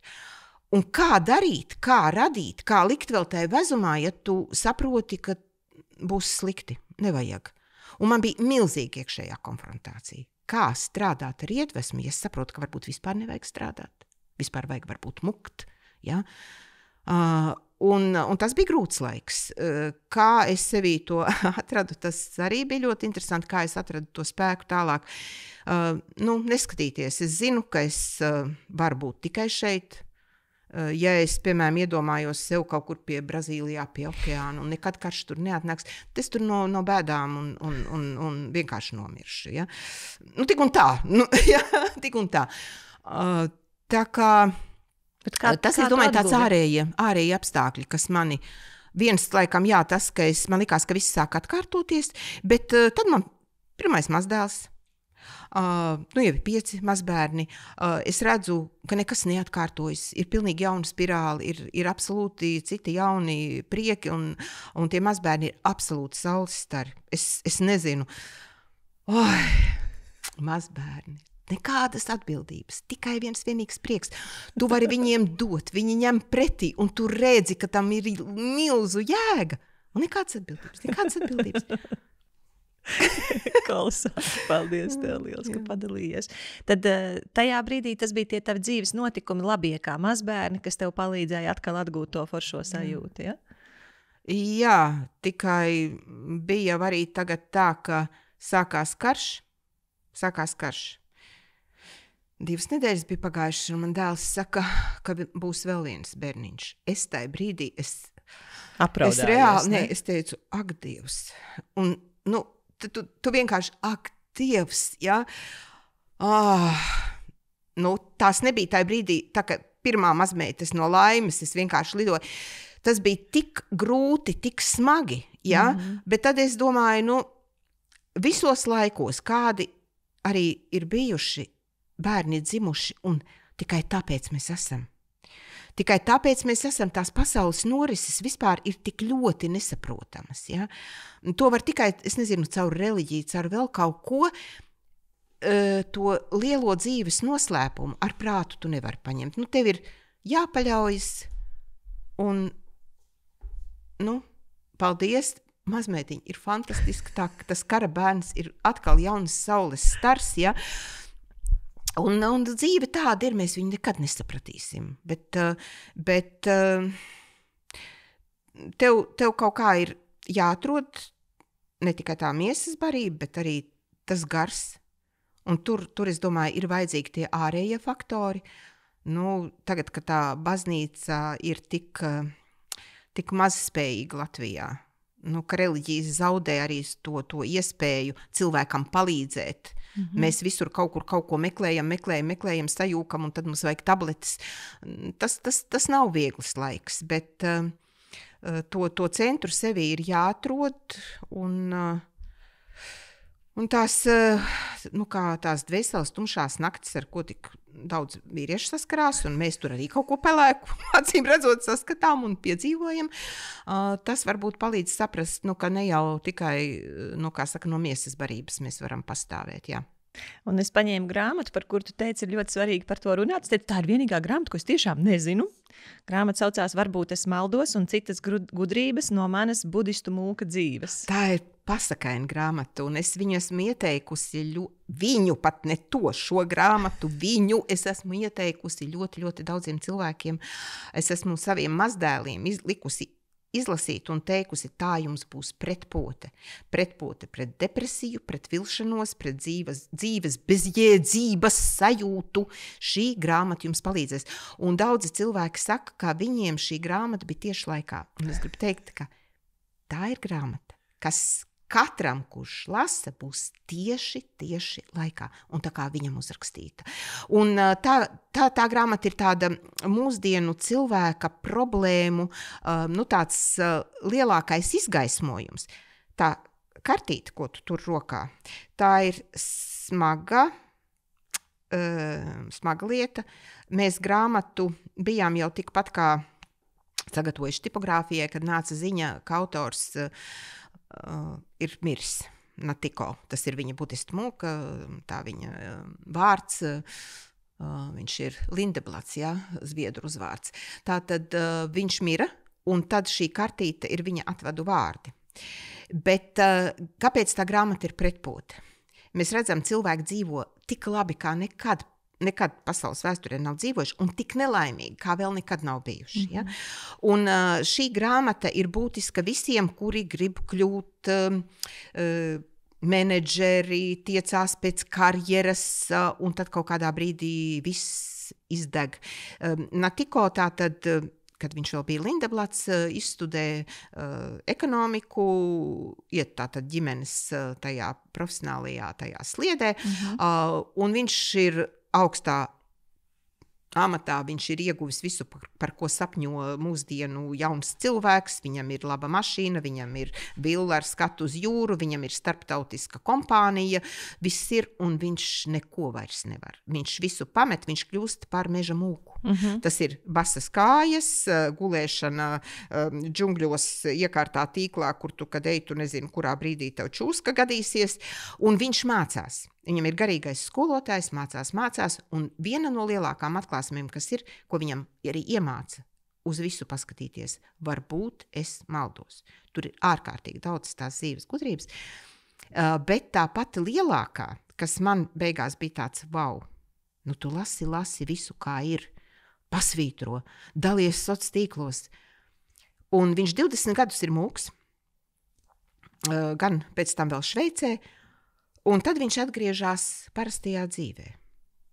Un kas ir svarīgi? Nekas no tā, ko viņš ir mācījies. Viņam nepalīdz pašam. Viņš nonāk, kā tu teici, tajā dvēseles tumšajā naktī. Lūk, te ir tas, mēs visu laiku kaut ko meklējam. Visu laiku. Un tumšā nakts, ko es saku, sazemējamies. Izdzīvojam, rūpējamies par nākamo paudzi, dzīvojam dzīvi. Labi, tā ir sievietes pozīcija. Ejam atpakaļ vīriešu pozīcijā. Tātad, kad viņš atgūst jēgu un uzplaukst, viņu paaicina televīzija stāstīt par to mūku, meža mūku laiku. Un visa Zviedrija, wow! Un viņš ne tikai iet medijos, viņš sāk mācīt. Viņš māca citus. Viss. Dzīve sastājas savās vietās. Viņam līdzās ir arī sieviete, kas viņam palīdz, kas viņu atbalsta, kas viņu saprot. Cilvēks kļūst laimīgs. Es vēl domāju no uzņēmēju pozīcijām, ka tajā brīdī viņš nonāca pie tā, ka viņam ir savs uzņēmums, ka viņš ir pats uzņēmums, un viņš var sevi īstenot. Te ir vēl interesanti arī tā uzņēmēja literatūra. Piemēram, ir tāds Nasims Talebs, risks ar savu ādu. Mums par to noteikti ir jārunā. Ja? Viņš bija menedžers. Es vispirms gribu pateikt cilvēkiem, jūs tagad piedzīvosiet publisku apzakšanu, tu bez šīs grāmatas ies mājās, izņemot, ja tu teiksi, kāpēc tev viņi ir obligāti vajadzīga. Obligāti atstāšu. Tā grāmata ir pretpote visām pazušanām sevī. Un tad nāk risks ar savu ādu, ko es tagad saliku kopā, skatoties uz abām grāmatām. Tātad viņš, es domāju, kā tas ir, tev pašam nedara tas, ko tu esi mācījies, un tā, kad tu sāc mācīt citus, tad tev tas viss der. Lūk, te ir tas risks ar savu ādu. Principā viņš kļūst skolotājs, viņš kļūst uzņēmējs, ja? Un bija menedžers. Kā viņš tajā grāmatas sākumā saka, visu laiku tev jāpalielina peļņas rādītāji, visu laiku jārūpējas par akcionāriem. Kāpēc? Kas vispār, ko mēs darām? Ja, visi vīzija uz sienas uzrakstīt, bet kas ir tas, ko es daru? Ja? Es esmu menedžeris, es kaut ko visu laiku pārvaldu, kā valstī ierēdnis. Ja? Es kaut ko visu laiku daru, bet kāpēc? Tad, lūk, šis Nasima Taleba grāmata ir absolūti ģeniāla tajā ziņā, kas būtu lieliski, ka uzņēmēja darbība būtu vairāk personiska, ka būtu vairāk, ka nebūtu tā, ka mums tagad ir tikai tie milzīgie bezpersoniskie uzņēmumi pasaules, kas visu laiku apēd kādu mazu radošu, ja viņam vajag, viņam vielmaiņa nav, ja viņš nedabū apēst kādu jaunu, kurš ir fēns, ja. Te ir, ka ja tu esi uzņēmējs, tu riskē ar savu ādu. Tu esi. Ja tu esi menedžers, pasaka, ar ko tu riskē? Ar ko riskē, piemēram, tie paši mūsu, kas mums te tagad visi tie Air Baltica un kas tik visi ne, ja? Ne jau ar savu ādu. Ko paver tas, ka tas ir tavs uzņēmums? Tā ir brīnišķīga grāmata. Pirmais, tu zaudē jebkādu augstprātību. Un tad, ja tu esi uzņēmējs, un tas ir tavs uzņēmums, vienkāršība. Visu maksimāli vienkārši. Ja tu ej tais augstajās skolās, tur visas tās biznesa, kā tu taisi plānus, rēķini riskus, kā tu liec atskaitīties, kā tu no cilvēkiem katru dienu paņem atskaiti, ko tu. Daudz vārdu, daudz plānu, ja? Tavs uzņēmums. Tu dari tikai to, ko vajag. Tu dari to pašu vienkāršāko, ja? Un tas viss darbojas. Tur ir bezgala daudz brīnišķīgas lietas. Man patīk tas, ka tas risks, ja tev nav risks ar savu ādu, tas tevi dara stulbu. Bieži vien cilvēki saka, ka tieši kas uz izaugsmu orientēti ir, ka savs biznes, tur, kur tu riskē ar savu ādu, ir labākā izaugsmes skola, kādu var vēlēties. Ja. Tev paverās tāda gudrība. Un vēl interesanti, tagad zvaigznei nāk klajā tāda Rebekas Homkeses grāmata par uzņēmējiem uzplaukt, kas tur pārorientēties, nosaukumu īsti neatceros, bet doma ir, kā grūtos laikos, nenoteiktos periodos uzņēmumam augt. Un kā viņam pārvarēt grūtības. Un tas grāmatas ievads mani pilnīgi šokēja. Tātad tā Rebeka Homkesa, viņa ir izaugsmes stratēģiju speciālisti. Un nosaukti visi, ko viņa tur visu ir konsultējusi un cik. Un viņa arī Latvijā ir bijusi Zviedru augstskolā. Un viņa saka, sākas Covids. Un visi menedžeri viņai zvana. Visi, ko viņa satiek, saka, ko man tagad darīt? Yeah. Es tā pilnīgi domāju, ko? Man visi prasīja, ko mums tagad darīt. Kā tas ir? Sākās krīze un uzņēmumu vadītājs staigā un saka, izaugsmes speciālisti, ko mums tagad darīt? Nē, sviests. Bet te ir tas lielais, amorfais, bezpersoniskais, tās lielās kompānijas, ja? Ko mums darīt? Mums iemācīja, ko darīt. Formulas mēs zinām, pasauli mainījusies, ko mums tagad darīt, ja? Es no pirmās dienas nekad neesmu pajautājis, ko man tagad darīt. Es esmu meklējusi, es esmu skatījusies, ja neko, es vienkārši sastingstu, kā medicīnā galvenais nekaitēt, ja? Pagaidīsim, tagad mēs stāvam pilnīgi mierā, ja? Skatāmies, pirmās kustības, skatāmies, kas notiek, ja? Ļoti interesanti, jo tā ir liela problēma mūsdienu pasaulē. Kā saka, visi saka, slikti ir ar valstīm, politiķi jau vairs neko nenosaka, visu nosaka ierēģi. Uzņēmēja darbībā. Slikti, tagad visu nosaka menedžeri. īpašnieki jau vairs nav nekas, tie īpašnieki arī ir kaut kur tur ellē ratā, katram tur kaut kāda daļa, tur fonds, tur kaut kas, neviens nezin, kas ir īpašnieks, un viss kaut kā notiek. Sarežģīti, bezpersoniski, reizēm ciniski, ja? Bet ar skaistiem saukļiem, bet tā, ka tu riskē ar savādu, ka tas ir tavs, ja? Un tie cilvēki ir tajā iekšā, viņi arī saprot, ka tā ir viņa dzīve. Un vispār uzņēmums ir dzīve. Un es varbūt būšu pirmā, kas tagad to pateiks, un tas nav tas, ko vīrieši saka. Uzņēmums un tavs darbs, un tas, ka tu vadi to uzņēmumu, ir tava dzīve. Un tu vari savu dzīvi tajā ienest. Nu, varbūt ir jomas, es nezinu, jārok rūda, un tur tā nevar, ja? Bet liela daļa biznesu, ir sevišķi radošie, ir tādi, kur tu vari dzīvi savu izdzīvot, un pie tam daudz plašāk, daudz interesantāk. Tu vari bērnus izaudzināt, ne tikai tu, bet arī tavi kolēģi. Ja? Un tas nav kaut kas tāds, darbu nevajag nest uz mājām, mājas nevajag nest uz darbu. Ja? Tas bija tā, kad es sāku. Nē, tu vari to māju atnest uz darbām. Tavs suns var būt darbā, tava puķa tur var būt, tavu bērni var nākt, un viņi var mācīties, kā tas darbs izskatās, ja? Un bērni var izaugt, un tu vari... To es piedzīvoju, ka man bija brīnišķīga redakcijas vadītāja 70. gados, kas man ļāva strādāt mājās. Tas bija absolūti aizliegts toreiz. Mūsu redakcija bija nost no galvenās ēkas, mēs bijām tur, kur tagad Valters un Rapa, ja? Sabiedrisko zinātņu redakcija, un man Līvija Rozenšteina, brīnišķīga vadītāja, viņa man ļāva strādāt mājās, es rediģēju mājās.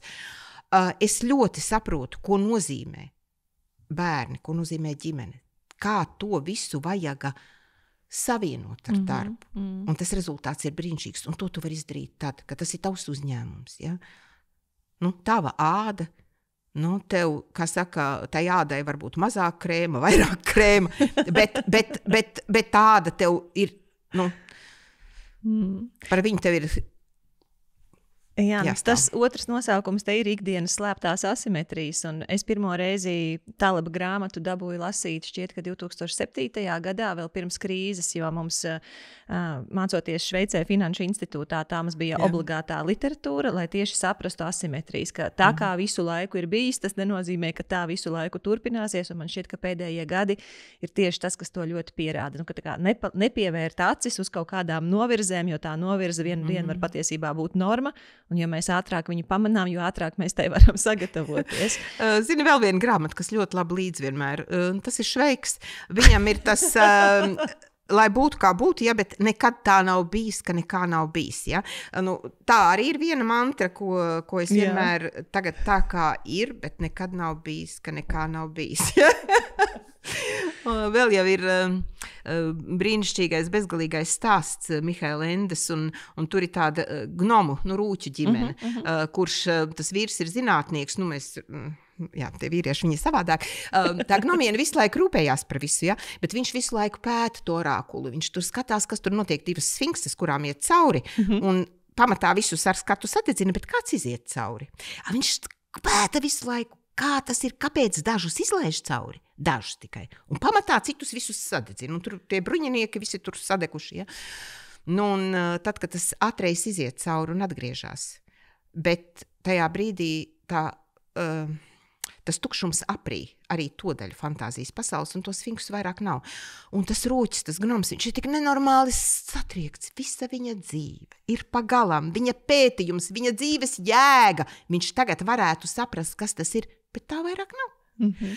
Gnomiene pa to laiku vāc mantas un saka, iesim. Vēl tā pasaule ir, un būs interesanti. Mēs redzēsim, kas tur notiek. Ja? Tāds lielas, vispār tā bezgalīgais stāsts Endes, tā būtu grāmata, kas ir jālas vismaz 3 reizes mūžā. Un tikai nevajag ar to, ka es jau filmu redzēju. Filmu vispār ir mazs sākumiņš, par ko pats Ende tiesājās, viņam nepatīk. Tā ir tāda grāmata, tur ir visas dzīves lietas iekšā. Tu tajā grāmatā, kad tu lasīsi viņu atkārtot, tu vienmēr ieraudzīsi kaut ko jaunu, jo tu būsi pienācis pie tā, ka tev to vajag atrast, ka tu esi gatavs to ieraudzīt, jo tur caur mītiem, caur visu, es tur ieraudzīju gan Putinu, gan šīs dienas karu, gan visas nodevības. Ja? Šobrīd iet vaļā tas, kas notiek ar Trumpu un Putinu, arī tajā grāmatā ir aprakstīts. Ja? Viņi šobrīd ir pārdošanā? Tā ir grāmata, kas ir mūžīgā pārdošanā. Mihaila Endes grāmata, Bezgalīgais stāsts ir grāmata. Uz grāmatas vāka bija rakstīts, ka tā kā ir jūsu puses bibliotēkas vērta. Man likās, tas ir neliels pārspīlējums. Tad, kad es izlasīju, es sapratu, ka varbūt dažām tā ir vispār visas bibliotēkas vērta. Ja. Tā būs grāmata, ko es tagad tieši rokā meklēju. Jā, ir tik daudz, kas tur ir iekšā. Un šis te arī, ja? Ka nekad tā nav bijis, ka nekā nav bijis. Ejam skatīties, ja? Ejam, mēs varam izdzīvot dažādas dzīves. Un tā, Klausītāji, ja tu meklē vietu, kur īstenot savus radošos projektus, man ir īpašs ieteikums – Power Up Space Rīgas centrā. Nesen atklāju šo vietu, jo te ierakstījām cilvēkjaudas intervijas. Arī šo. Mūsu komanda ir sajūsmā šeit strādāt. Te ir viss, kas nepieciešams. Moderni aprīkotas studijas, kur ierakstīt video vai audio, un te ir arī daudzpusīgas telpas pasākumiem, kur var rīkot apmācības, prezentācijas, filmu vakarus un pat konferences. Man īpaši patīk, ka te apvienota funkcionāla vide ar estētiku, un no telpām paveras brīnišķīgi skati uz Rīgu. Visa komanda ir atsaucīga un profesionāla. Kad tu izmanto Power Up Space pakalpojumus, tu palīdzi šīs studijas misijā, kas ir atbalstīt apdraudētus žurnālistus trimdā un atbalstīt sabiedrībā noderīgus projektus, ieskaitot cilvēkjaudu. Apmeklē powerupspace.eu un piesakies iepazīšanās tūrei. Es un cilvēkjauda atgriezīsimies te vēl, jo tā ir mūsu pirmā izvēle nākamajiem projektiem. powerupspace.eu. Es nevaru atturēties no tā jautājuma, un viņš tiešām nāk no vissirsnīgākās domas par tevi, par cilvēka dzīvi, par produktivitāti, par piepildītu dzīvi patiesībā, nevis par produktivitāti. Kā tu jūties? Tu strādāsi mūžīgi, kamēr vien varēsi? Man personīgi ir tāds plāns. Es nezinu, man nav vēl tik to gadu kā tev, tu esi dažus 10 gadus tālāk par mani. Tāpēc es jau varu tagad domāt, ka es strādāšu visu dzīvi, bet varbūt pēc 20 gadiem es pateikšu, neko es visu dzīvi nestrādāšu. Kā tu šobrīd jūties? Zini, atkal, pat ne grāmatas Pasaules veselības organizācija man ir ielikusi, es vēl tajā grupā, kas skaitās tagad pusmūžs, ja? Bet pasaule nav paredzama, un no trases jau mūs katru var noņemt jebkurā vecumā. Ja? Jā, bet vai tu plāno sevi noņemt no trases? Pati pensijā es jau esmu pensijā sen, bet tā ir brīnišķīgs laiks, kad valsts tev atmaksā gandrīz visus tavus nomaksātos nodokļus no algas. Tas ir labi, ka mūsu valsts to var atļauties. Jā, es maksāju. Tu viņiem nepamet ideju, ka viņi nevar to atļauties, citādi visiem ies bēdīgi. Jā. Tātad es jau esmu pensionāra labu laiku, un man nav tādas domas, es patiesi neplānoju nākotni ne sev, ne uzņēmumam, nevienam. Es tiešām, tas nav no tās mantras tur te un tagad, kas ir diezgan man tā, es īsti to neesmu sapratusi, bet man ir tik interesanti, es tik daudz daru, kā tas ir, es vienu dienu teikšu, nē, man tās grāmatas vairs neinteresē, tie autori, visi tie rakstnieki, nē, es tagad ko es tagad daru, ja?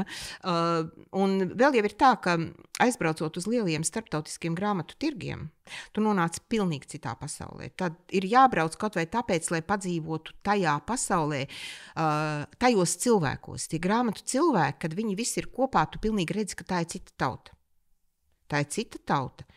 Un tur ir cilvēki, pret kuriem es esmu ļoti jauna.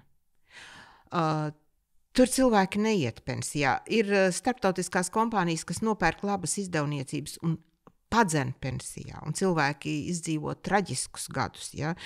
Pat mums bija, tā ir augstas klases autortiesība eksperte un izdevēja Lineta Ovena, kādreiz brīnišķīga privāta izdevniecība Longmans, ko pārpirka tur tie visi Pearsoni un kas tur Amerika. Viņi visi tika palaisti, kā saka, savā vaļā.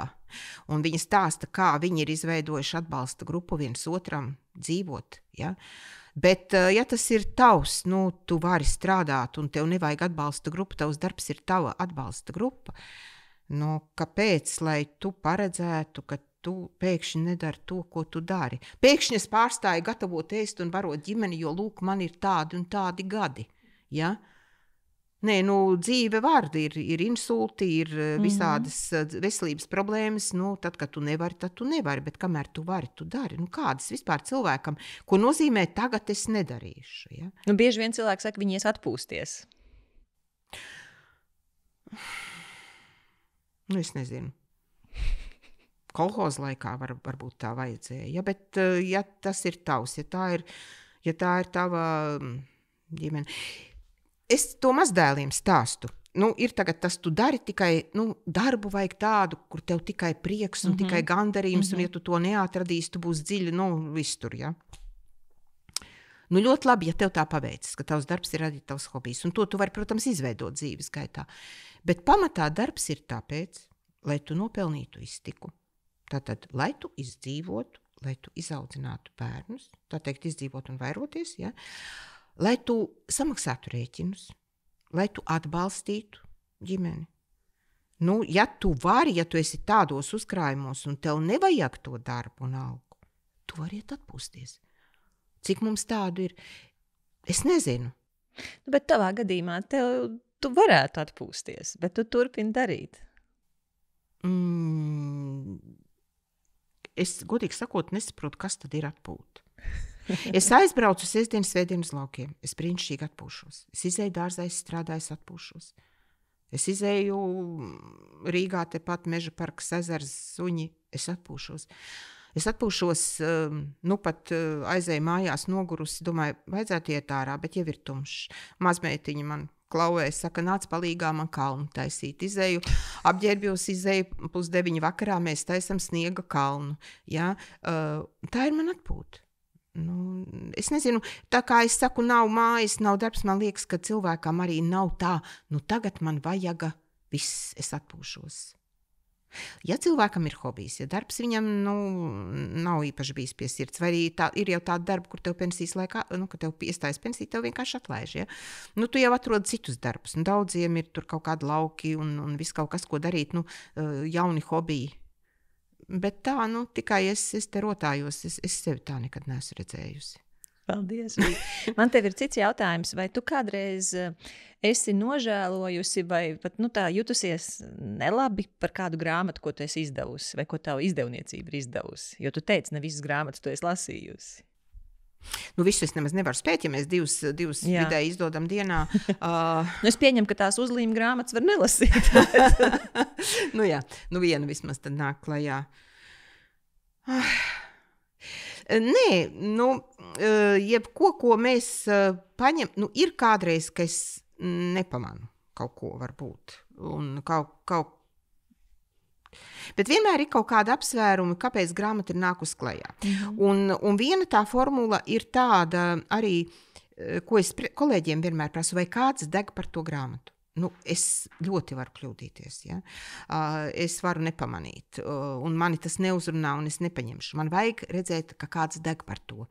Un ļoti interesanti ir redzēt, kas ir tas, ar ko cilvēki aizraujās, kāpēc viņi to lasa. Un es ļauju.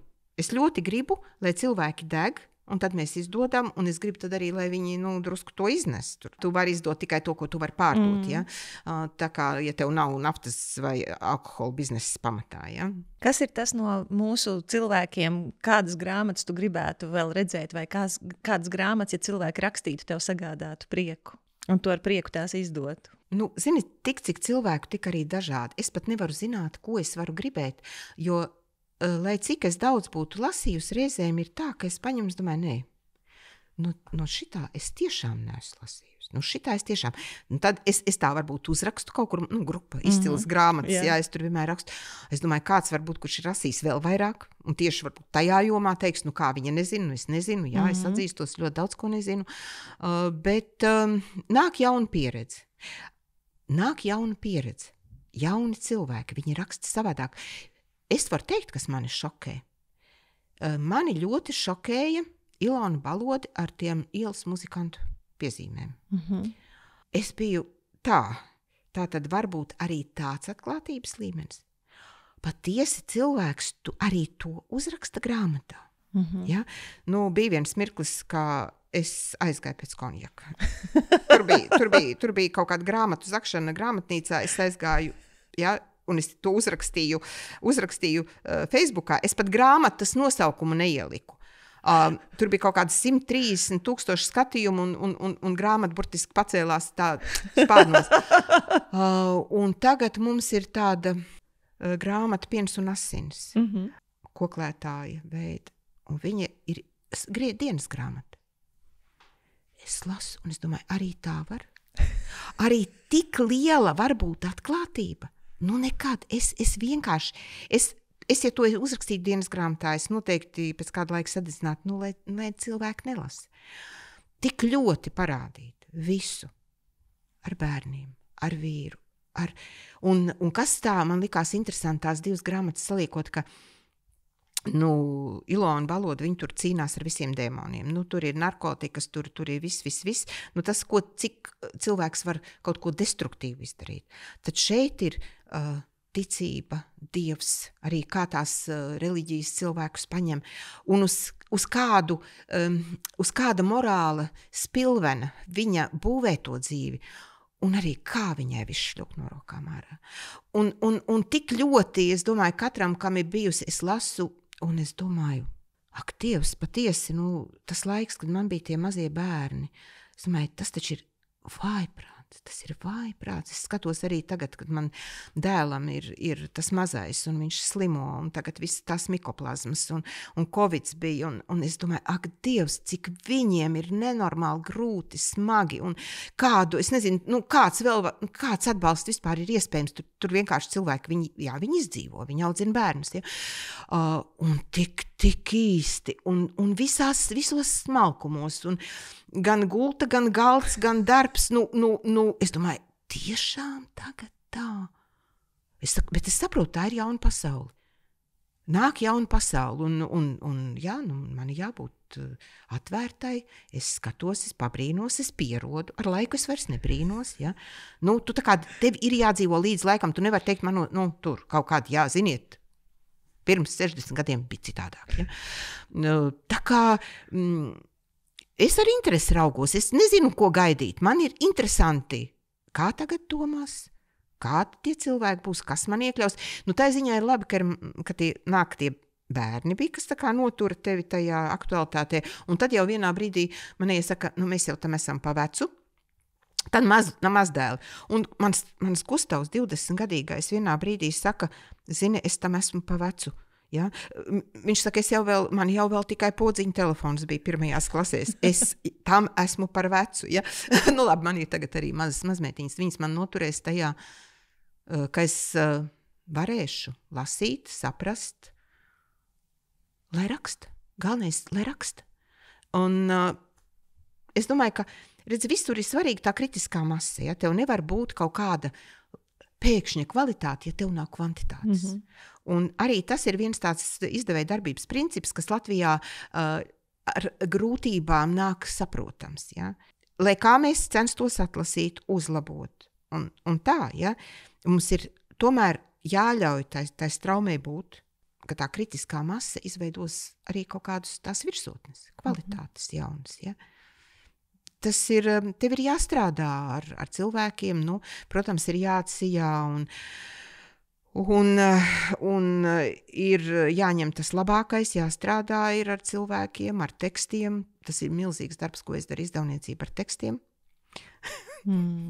Kad reizēm slavē autoru valodu un visu. Un neviens nezina, kas jūs to jūs es vienreiz uzrakstīju, ka bija ļoti labs redaktors. Jā.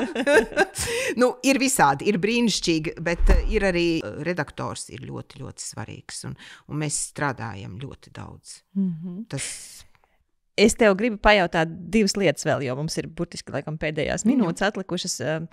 Viens ir, ko tu teiktu, es nezinu, vai jaunākais sev, es drīzāk teiktu, ko tu teiktu tagad tādiem cilvēkiem, kam ir ap 30, tur 30, varbūt 40, nav tik būtiski, kuri arī grib to savu lietu, savu biznesu, kur ir risks ar viņu ādu, virzīt uz priekšu, gūt panākumus, un ir grūti, tev bija 4 krīzes, tu teici, vai ne, un joprojām daudz, kas ir nezināms par to, kas tālāk būs. Kas ir tādas, es nezinu, vai aksiomas, vai principi vai likumi, pie kā tu turies un tu domā, varētu noderēt arī citiem šajos 30 gados, varbūt pat pirms 30, varbūt pēc 30?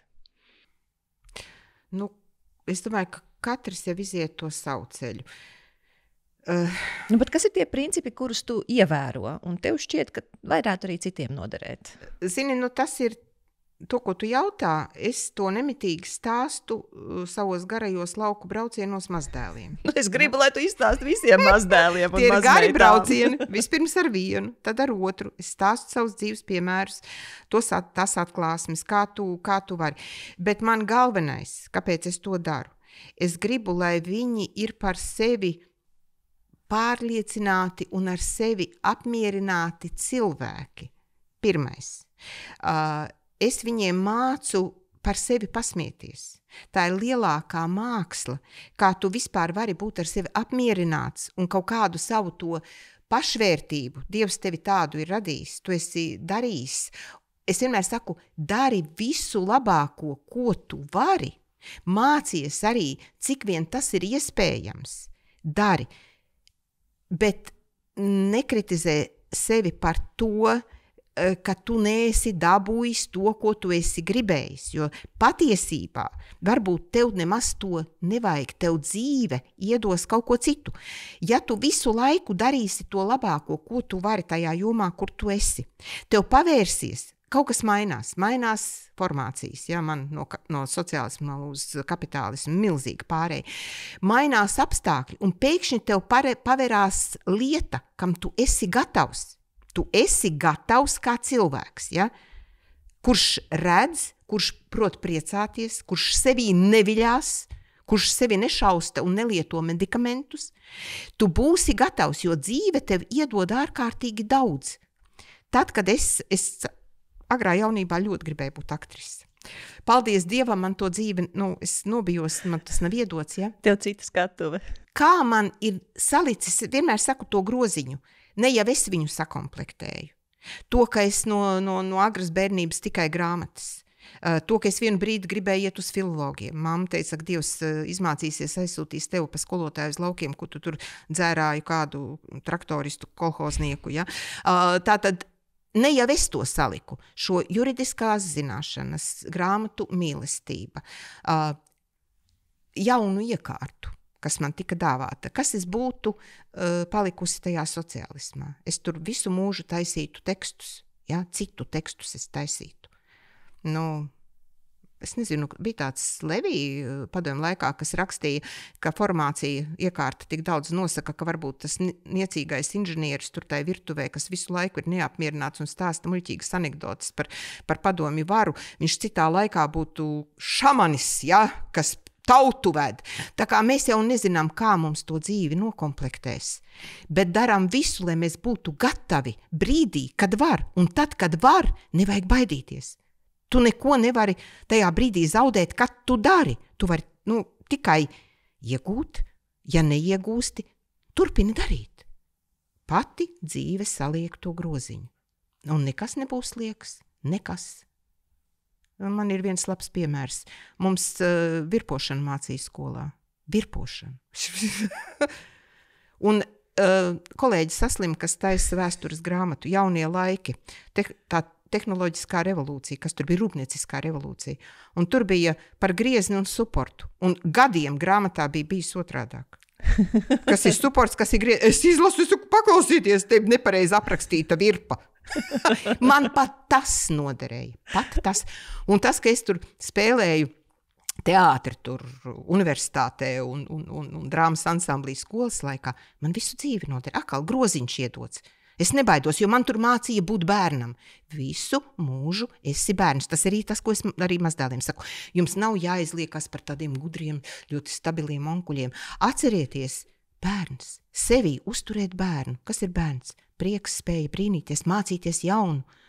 Un bērns krīt, sasitās, paraud, viņu viss, tāpat kā sunim, labs suns, atkal priecīgs, ja? Nekritizē sevi, mīli sevi, ja?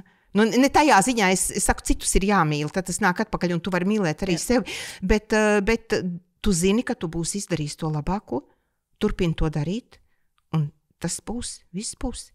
Un vienmēr tā, ka tu kaut kādas muļķības sataisi. pasmējies par sevi. Vislabākais ir izstāstīt citiem, kādu lažu es nolaidu. Ja? Un tu stāsti, un tu smejies, un visi smējās, un tev vairs nav tas. Un pēc tam viss paiet. Viss paiet. Un nekad nav tā bijis, ka nekā nav bijis. Man gribās likt šeit punktu, jo tas ir tik skaisti, bet mēs neesam parunājuši par šo rūpēs par dvēseli. Jā, ja pavisam īsi mēs varam, mūsu laiks vienkārši jau ir beidzies, bet ja tu vari pateikt, kāpēc tu izvēlējies arī šo grāmatu paņemt šodien līdzi? Tāpēc, ka par dvēseli ir jārūpējas. Ir tāda lieta kā dvēseli. Ir mūsu prāts, bet ir mūsu sirds. Un uzņēmējam, ja tu esi dvēselisks cilvēks, tu ieklausies sevi. Intuīcijas sievietēm arī ir tas. Mēs bijām pirmās, kuras nāca ar intuīciju, teiksim, uzņēmumu vadīšanā. Ja? Tevi ir savi iekšējie orientieri, viņi tev ir iedoti. Un jo vairāk tu pie viņiem turies, vismaz no tava skata punkta paša, tava dzīve būs labāka, jo dzīve jau nav tā viņu izveidot gludu. Tev ir jādzīvo ar prieku, tev ir jābūt apmierinātam. Un te arī ir tehnikas, kā rūpēties par dvēseli. Tas ir tas pats, kas 6 vielās. Tad, kad es lasīju to, es nezināju vēl par tām 6 vielām, bet tur bija teikts, ka, teiksim, depresija klīnisko gadījumu ir ārkārtīgi maz. Mēs par depresiju un ārstējam uzskatām skumjas, bezcerību, visas vientulības sajūtas, visas vilšanās. Ja? Te ir kā darīt?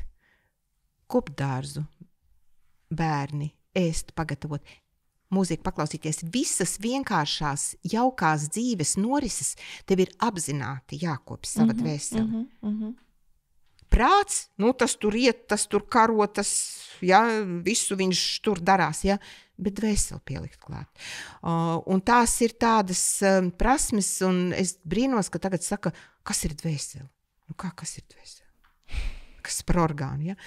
Ar sirdi, ir tev dvēseli, un par viņu ir jārūpējas. Un tad arī, tavs gars būs vesels. Ja?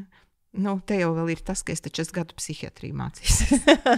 Kā mēs pašās beigās tikai uzzinājām. Man ļoti patika tas dziedini dvēseli pats, un tev daudz kas izpaliks. Rūpējies ikdienā par to. Arī 6 vielas, nodrošinies. Kolosāli. Tiem, kas mūs klausās un skatās, mēs pie šīs intervijas ieliksim arī visu grāmatu sarakstu. Un, ja viņai ienāks prātā vēl kāda grāmata, kas mums tur jāpieliek klāt, mēs to pieliksim arī klāt. Tie, kas jautās, kur to sarakstu var atrast, jo jūs to neredzat Spotify, jūs to neredzat YouTube.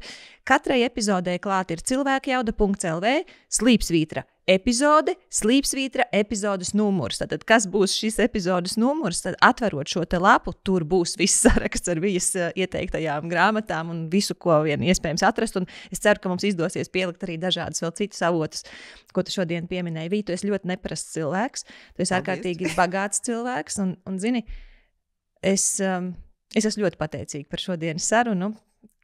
Man liekas, ka es mājās lidošu citādāks cilvēks, un tā tava svētība, ko tu visiem iedevi cauri, vienkārši nav ko baidīties. Ja? Vienkārši nav, tu nedrīkst atļauties baidīties. Ja tā būtu tu zaudē drosmi, tu zaudē visu. Jā, bet tu vari vēlreiz atkārtot. Es atkārtoju sev šo laiku pa laikam. Man ir bijušas situācijas 90. gadi, arī tagad nāk visādi starptautiskie izdevēji iekšā ar elkoņiem. Ja? Man ir bijis tā, ka man zobi nedaudz klabi. Ja? Es esmu to izdzīvojusi. Un tagad es zinu, ja tu zaudē drosmi, tu zaudē visu. Pirmais – drosme. Viss. Un dari to labāko, ko tu vari. Gan dzīve pati visu saliks. Noslēpumaini, brīnišķīgi. Ar tavu svētību mēs tā arī darīsim. Paldies tev, Vija. Paldies par sarunu.